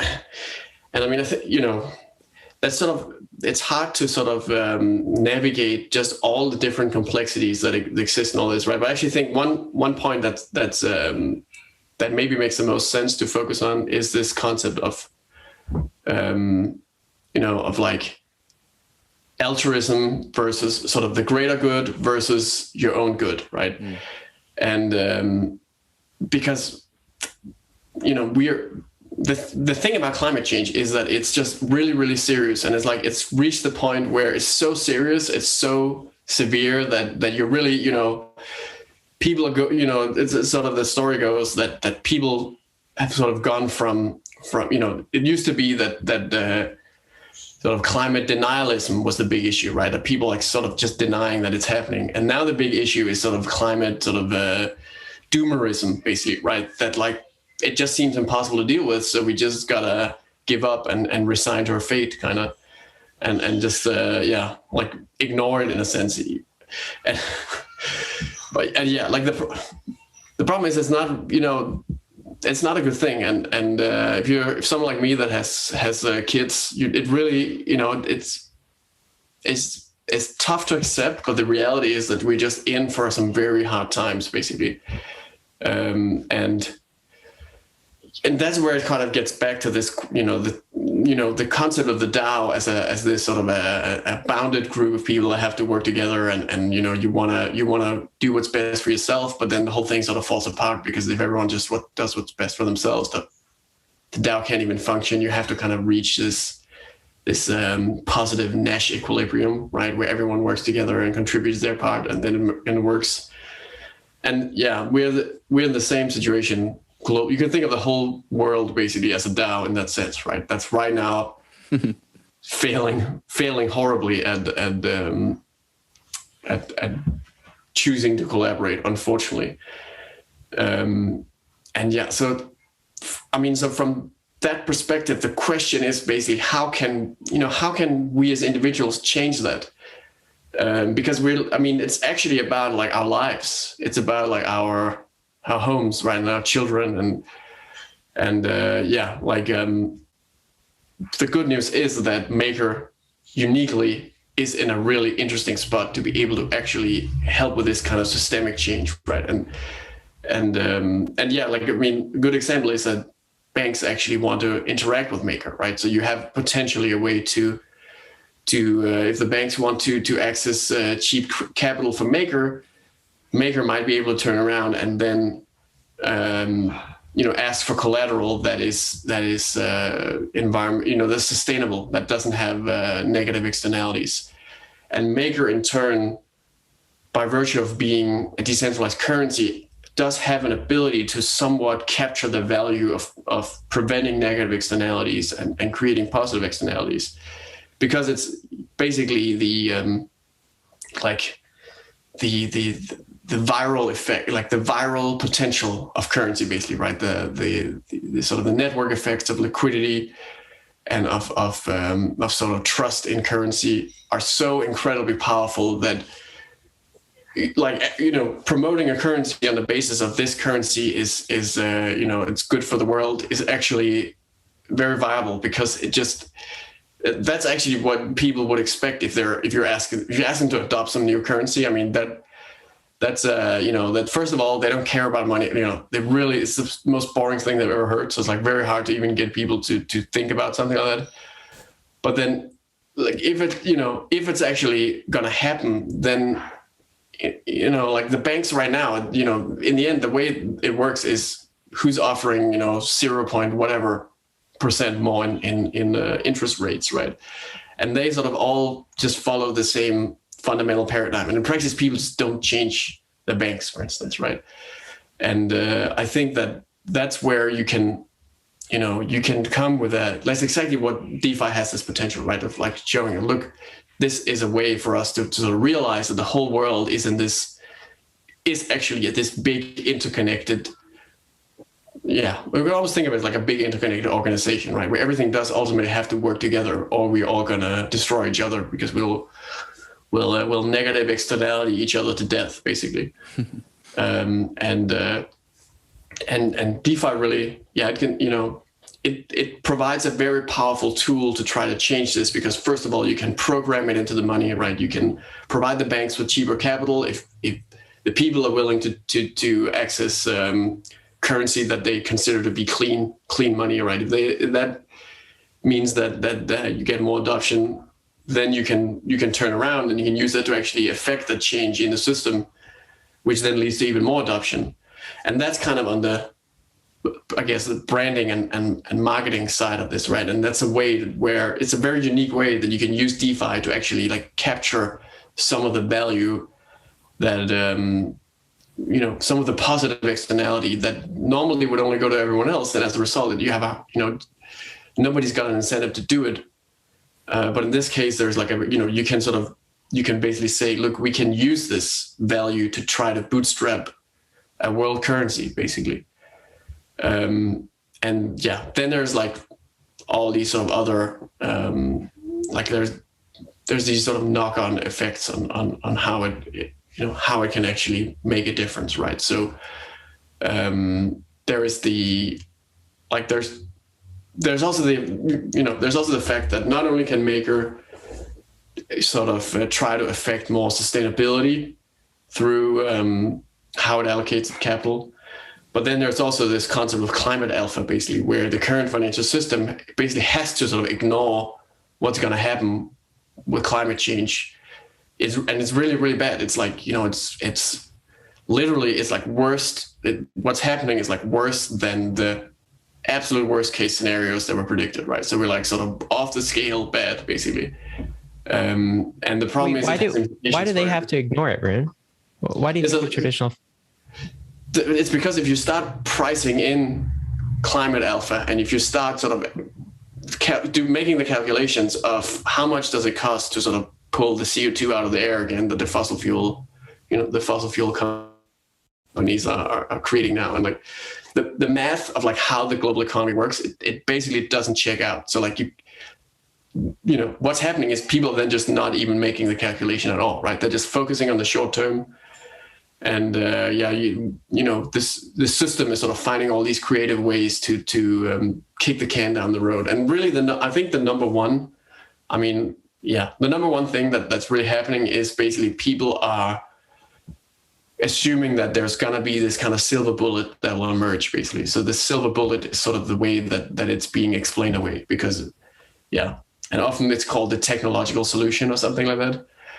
And arguably, the reason why this is happening and the reason why people accept this and the financial markets accept this, even when we're talking about it's basically ignoring huge risks and sort of betting your money on the wrong horse, basically, because you basically, the implications of accepting that those risks exist just means that you can sort of, the whole thing can come crashing down, right? But I think that the reason why the concept of the silver bullet, of the technological solution, is so appealing is because we're so used to this kind of exponential, I would say, sort of exponential innovation that happens in when it comes to digital technology, right? So things like Moore's law and how crazy the iPhone is now compared to whatever, right? And the internet and all this sort of virtual stuff that's just like, every year it's just a new, blockchain itself, maybe the best example ever, right? Of just like how you just have these complete paradigm shifts.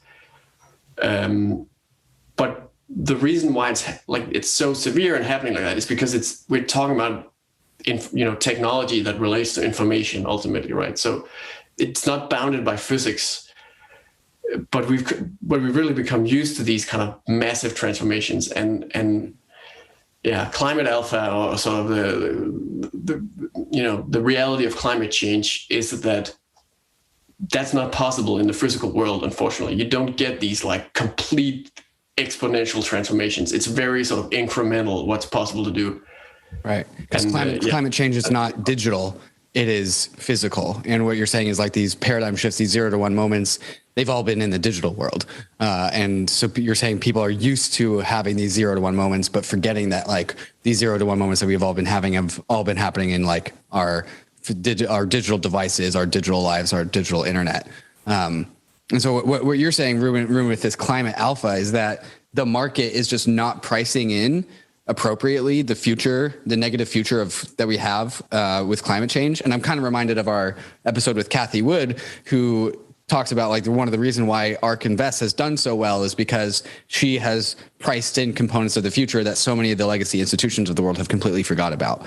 So what you're saying is like there is a certain amount of alpha that's out there and available, and no one's capturing it, because if banks or financial institutions actually started to price in risk associated with climate change, well, they would actually be like at a net loss in profitability. They actually wouldn't be able to sustain themselves, and therefore the global economy wouldn't be able to sustain themselves. And so everyone is just ignoring the costs of climate change in order to make sure the economy actually works. And I think what you're saying is that leaves an arbitrage opportunity for MakerDAO to lead with assets and financial opportunities that do answer towards climate change. Is that all right? Yeah, and I think you can really compare it to the financial crisis, right? Where it just, nobody wants to look into sort of the mortgage-backed securities and all this stuff that's happening while they're making money, it all works. And the problem is, if they suddenly start looking into it, I mean, that it would be very uncomfortable, because they've got so much the system is just so stuck in the way it's running right now. And yeah, basically what I think is going to happen is that there are certain physical assets in certain locations which are sort of very far north and very far south in areas that will be able to remain basically remain very stable, even if the rest of the world starts to really unravel and become very unstable. And so it's particular land and sort of very, physical things like food production, this sort of very basic stuff in these places is just, it's going to be really the most important thing in the future. And what I think that the role that DAI can really play in all of this is that when you have people, let's say near the equator, right, like that are probably going to, they'll become climate refugees sooner or later. It's just not be possible to survive there, especially if you're sort of a regular person. what a really important role that Maker can play is basically, so when people from these areas, they have to escape and they have to go to places that are, that are actually climate resilient and that that are still livable. The problem is all of their own assets, if they're all stuck where if they all build their assets and all their money and maybe, they barely have any money in the first place, right? There's going to be people that because that's kind of the problem with climate change as well. It really it's very unequal the way it affects people, right? But if they already don't have that much, and then the few assets that they do have sort of lose their value because now they have land in the place is now desert. I mean, that's a really big problem. Because they're just not going to be able to sort of pay their way to escape that, right? And what DAI can really do is it can play this role of identifying the climate alpha before the system, the rest of the system is able to, and actually allow people to in a way sort of protect themselves against this future, right? Because if you hold your, if DAI is backed by assets that are very climate resilient, then even if as long as you hold your money in DAI, then even if you lose everything else, at least you're going to have money that they'll accept in New Zealand or something, right? Which may be the place you want to get to. And I think that one of the things this can lead to then is a way for kind of just means that you can really equal the playing field a little bit between sort of regular people and the elite, right? That are going to be much less affected by climate change, among other reasons. Because what they do is they just build bunkers in New Zealand, right? That's sort of one of the big stories of climate change, right? And a regular person doesn't have the ability to build a bunker in New Zealand, but they should be able to at least hold money that is backed by agricultural and real estate assets in New Zealand or something like that, right? Mm-hmm. I think that's going to make a big difference. So, Rune, let's get into the specifics of how DAI actually becomes clean. You said a number of different strategies, but I just want to actually kind of take it through the story of how this actually happens. So we have the Société Générale as an example, using MakerDAO as a facility to get access to capital. So how do we use that strategy to actually impact the future outcome of the rest of the financial system? It's like, do we accept carbon credits as collateral? We have ESG collateral. What are the actual prescriptive details as to how Maker actually generates clean DAI? Yeah, I actually think that sort of the real end game is that, and this is basically the reality of climate change, right? Is that the whole world needs basically total war approach, right? So it's fundamentally the way that economies and businesses function is just that they have to start considering negative externalities when they do business. And I guess that means, ultimately governments regulating them or something like that, right? But the way we can get in that direction is actually for, it could be something as simple as Maker providing different risk, basically different terms, different cost of capital, different risk parameters based on also accounting for externalities, right? So not just the direct risk of, of an asset, but then also kind of the external risk that this asset produces for everything else. And in practice, I think the Société Générale relationship, for instance, and I wrote this in the post as well. I think the place where that actually fits in is not necessarily it's going to be a while before Maker gets to boss them around, right? If it ever happens. So it's not like we can sort of, it's not an effective place to try to really have an impact. I think in terms of having, certainly, if Maker becomes another voice in sort of the growing momentum for climate action, that does actually create some tiny indirect sort of pressure on Société Générale and all the other banks to also start to really consider ESG, really consider consider externalities and how they do business. So what you're saying is that the legacy financial world is taking advantage of not having to answer towards its own externalities that it costs, and that leaves an opportunity for Maker to do that. And so like maybe something like I don't know, some scapegoat for carbon production. Let's say some car company comes, and this is a car company that has not committed to electric vehicles, and they're doing combustion engine only, and they're asking for $1 million loan. And then something like Tesla comes to MakerDAO, and they're also asking for $1 million loan. You're saying like MakerDAO could charge a stability fee for this carbon emitting company that's 10 times higher than the stability that they would charge for Tesla, which produces electric cars. And these numbers will be measured by the externalities that Maker governance attempts to measure and calculate. And that hopefully just tips the playing field towards capital being allocated towards companies that are doing things that are climate aligned. Is that the model? Yeah. So that, I guess that's the point, that like when it comes to working with the big institutional partners, there's no way to really impact them directly. But yeah, like when it comes to sort of allocating a lot of basically just a lot of the capital that's sitting in Maker, and I think in particular right now, what's very sort of pressing is all the USDC, right? Mm-hmm. Then what I'm arguing for is that Maker takes a more, instead of today, where the collateral onboarding process is sort of, it's sort of reactive in a sense, right? So Maker receives all these applications and then somehow tries to prioritize them and somehow like figure out how to price the risk of every single one of them.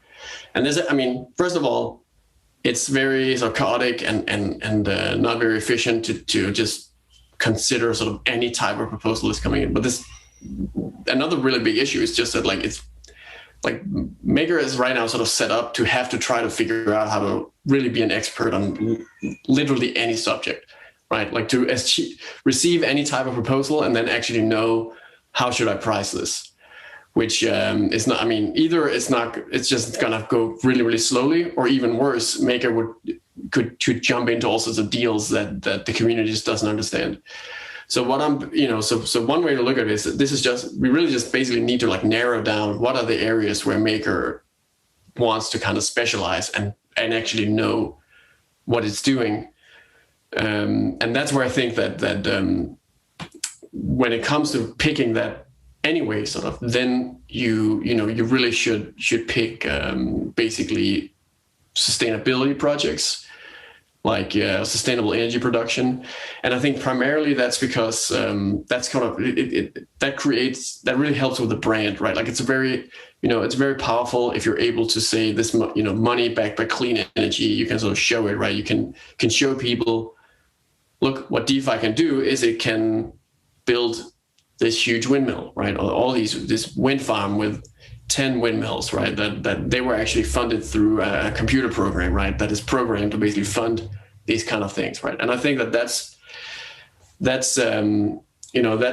actually something that people will understand can impact the global situation when it comes to climate. Unlike something like paper straws, right? Which is sort of this corporate scam almost of like making people feel guilty, but also being like, this is not, the world is ending and you're going to be sitting there sipping on a paper straw, right? And it's not going to do anything. I think like being able to sort of, really showcase that ultimately it's just a coordination problem, and we need to figure out a way to coordinate, and we can do that through money, right? Yeah, I was going to ask about that, Rune. So narratives are so important in just for humanity, but also especially maybe in the crypto space right now, right? So nascent, right? And so ETH has developed this ultrasound money type narrative a bit more recently, right? So you're talking about DAI as ultra clean money and developing out that narrative. And my question is, do you think that will be a demand catalyst for DAI? Right? Certainly good for the crypto industry writ large, which I want to actually ask next. But do you think just people will want to hold and spend DAI because it has a positive social impact and reduces negative environmental externalities?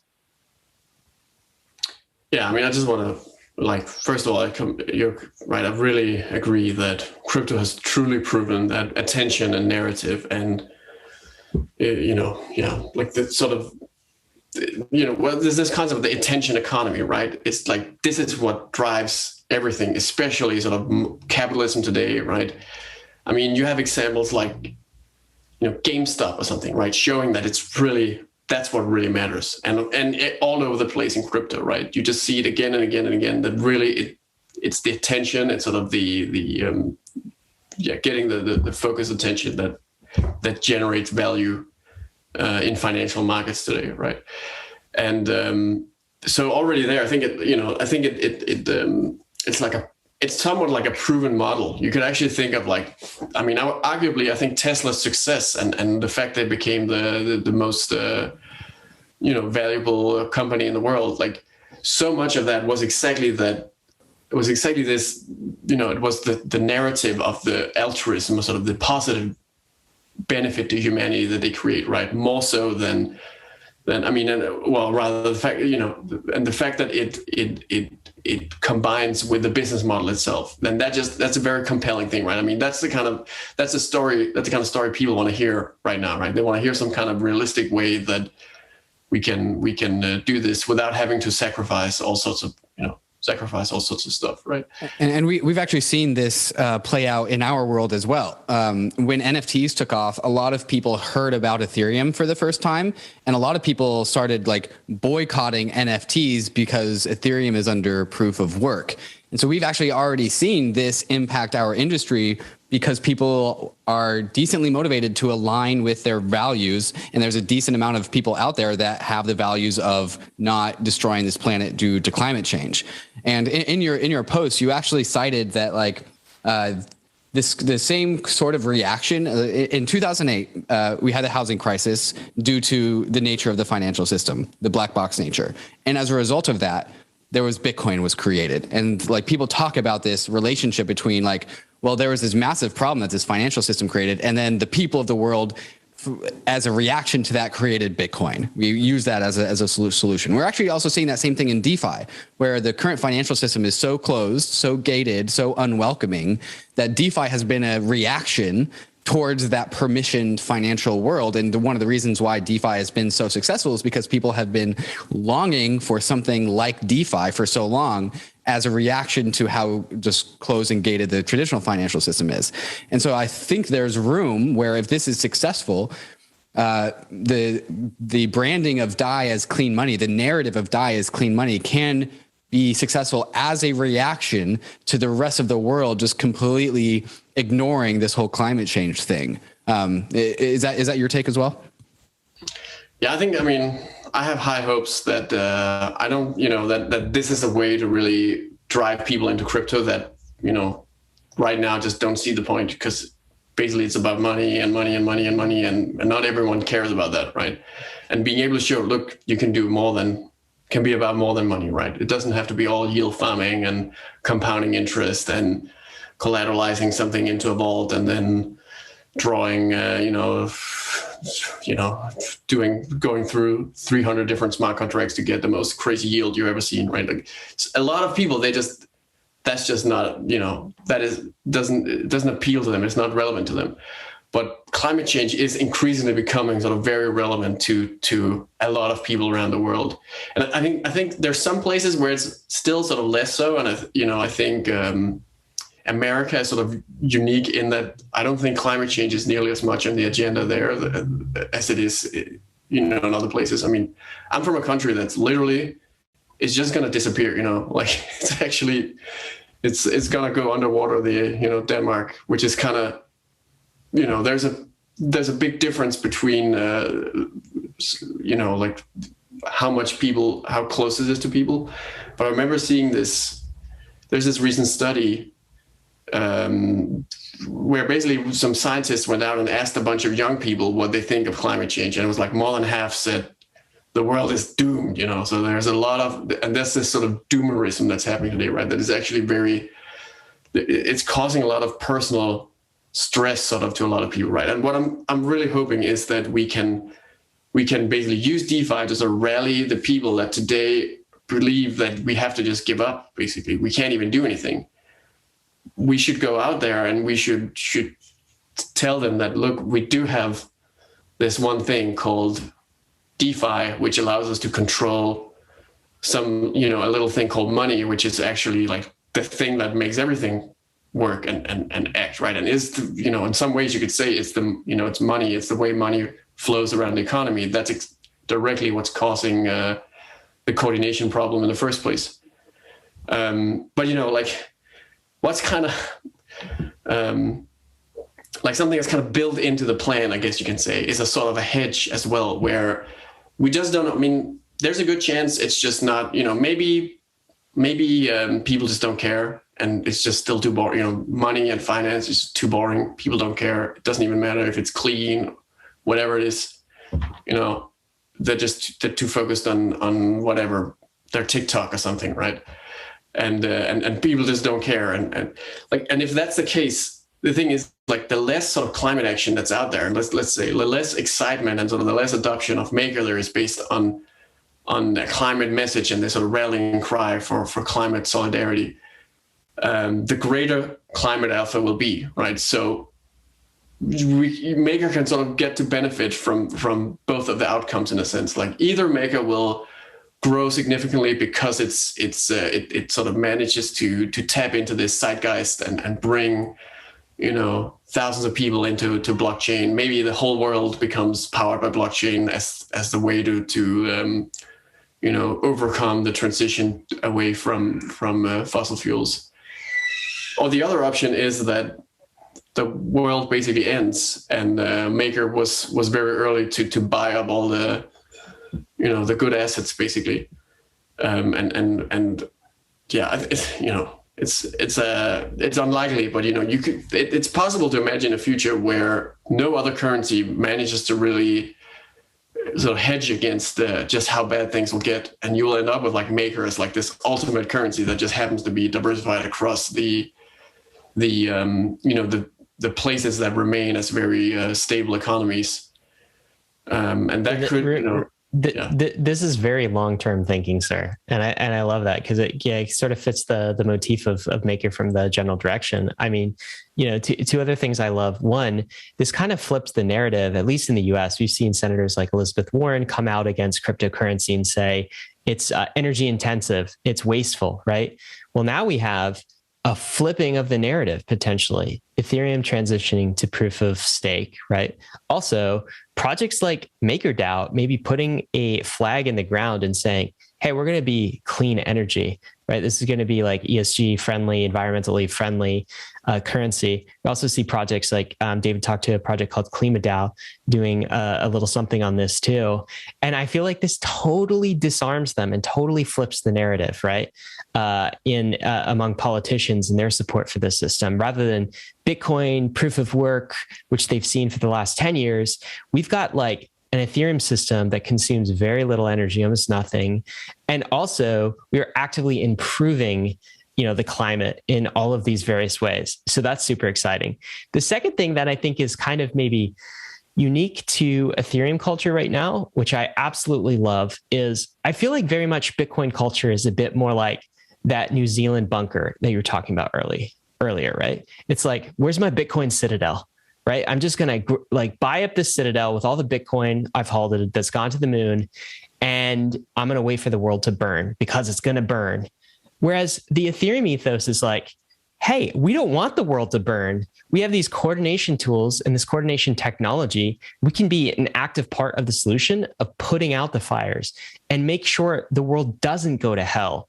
Like, that to me is incredibly important, and something that I see in Ethereum culture, particularly the past few years, that is like completely a 180 difference than, previous Bitcoin maximalist type culture. We don't want citadels. We want like solar punk cities. That's what we're aiming for.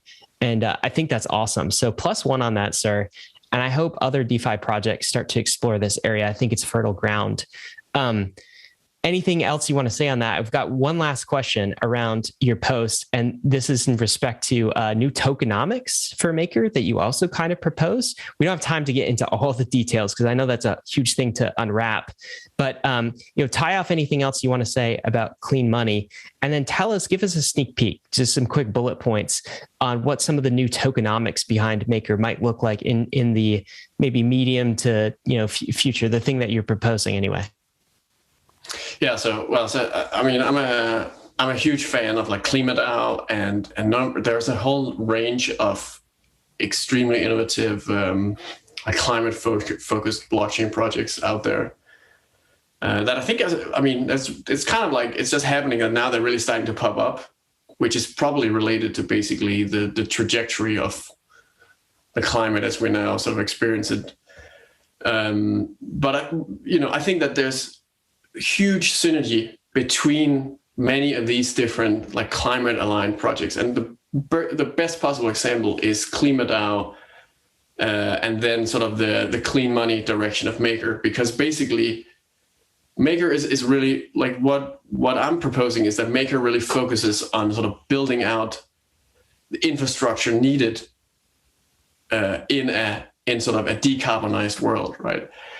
And what KlimaDAO is really focusing on is basically trying to sort of incentivize people to do that in a sense. So there's actually this really interesting synergy where the kind of assets and the kind of collateral that Maker would put money into in sort of creating clean money would be exactly the kind of assets that massively benefit from a higher carbon price in the carbon trading systems, which actually KlimaDAO is going to contribute towards. So yeah, I'm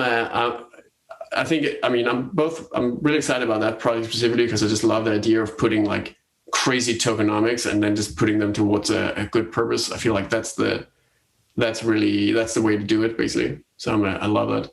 And then also the fact that there were just, I think it reveals something about, it actually goes all the way back to this sort of the coordination problem and this question of like, focusing on yourself or working together, and how when people are aligned around this kind of common goal, it's very natural that you would have all these synergies would emerge from doing that, right?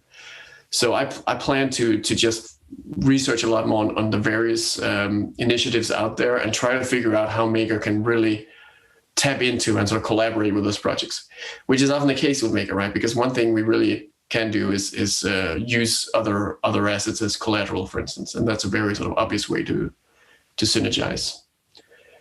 And I basically can't. I don't think I can really get too much into the tokenomics, basically, because that's like its own crazy topic, and we've been going on for like 2 hours now. So, but the basic idea is that buy and burn is like possibly the oldest tokenomics ever, basically, and I think it just has a bunch of downsides. That one really obvious downside that I think is very bad is if the price of MKR is very high, it kind of like buy and burn will just waste money by sort of buying the top, right? Which is, I really dislike that specific characteristic because like it's not even like we're not even talking about something that's rational to do, but just looks bad to the market. We're talking about something that's straight up not very rational. It's just not a very good idea to be buying and burning tokens if the price is high, basically. But more importantly, it's just DeFi has really created this tremendous innovation, and I think and I was basically I just think that it's time for Maker to try to tap into that, and so I came up with a system where the idea is basically to incentivize people to lock up their MKR tokens for a very long time, and then get an ability to directly borrow DAI at preferential terms from the system when they do this, which sort of would feel like a dividend type of cash flow, right? Where you're just getting cash continuously. But the difference is it's actually you're borrowing money from the system with your MKR. You're not actually getting that money. And yeah, just there's a lot of implications of that. But I think basically that's based on everything I've studied and learned from the DeFi ecosystem. This is like the most powerful tokenomics engine that is entirely set up to focus on basically long-term thinking and long-term community participation.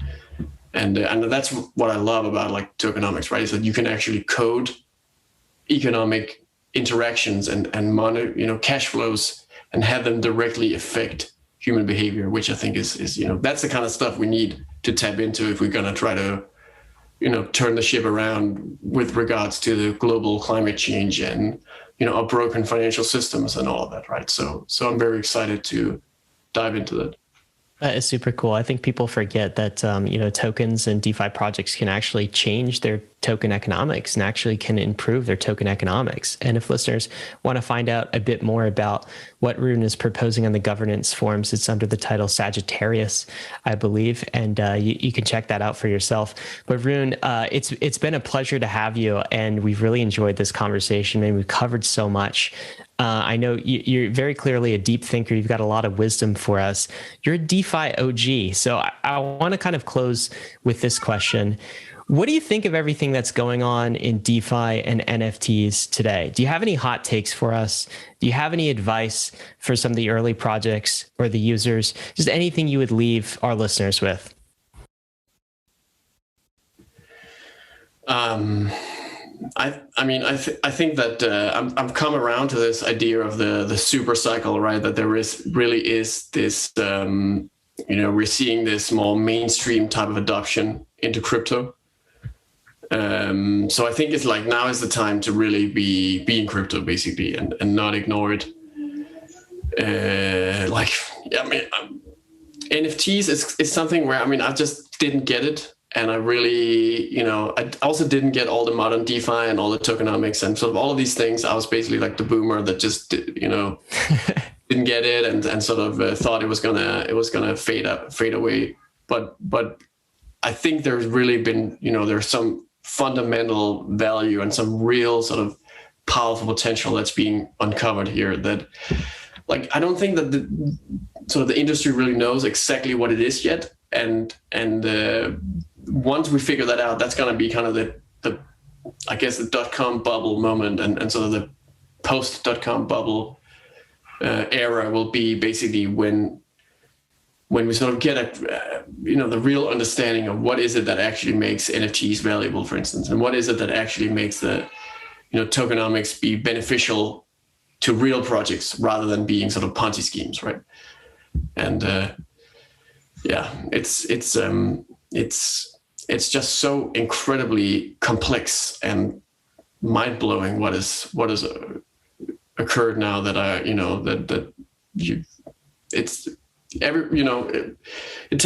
really need to sort of study a lot and pay a lot of attention and be very critical, I think, to not fall into some sort of trap when inevitably there's a lot of a new bubble or whatever is going to happen next.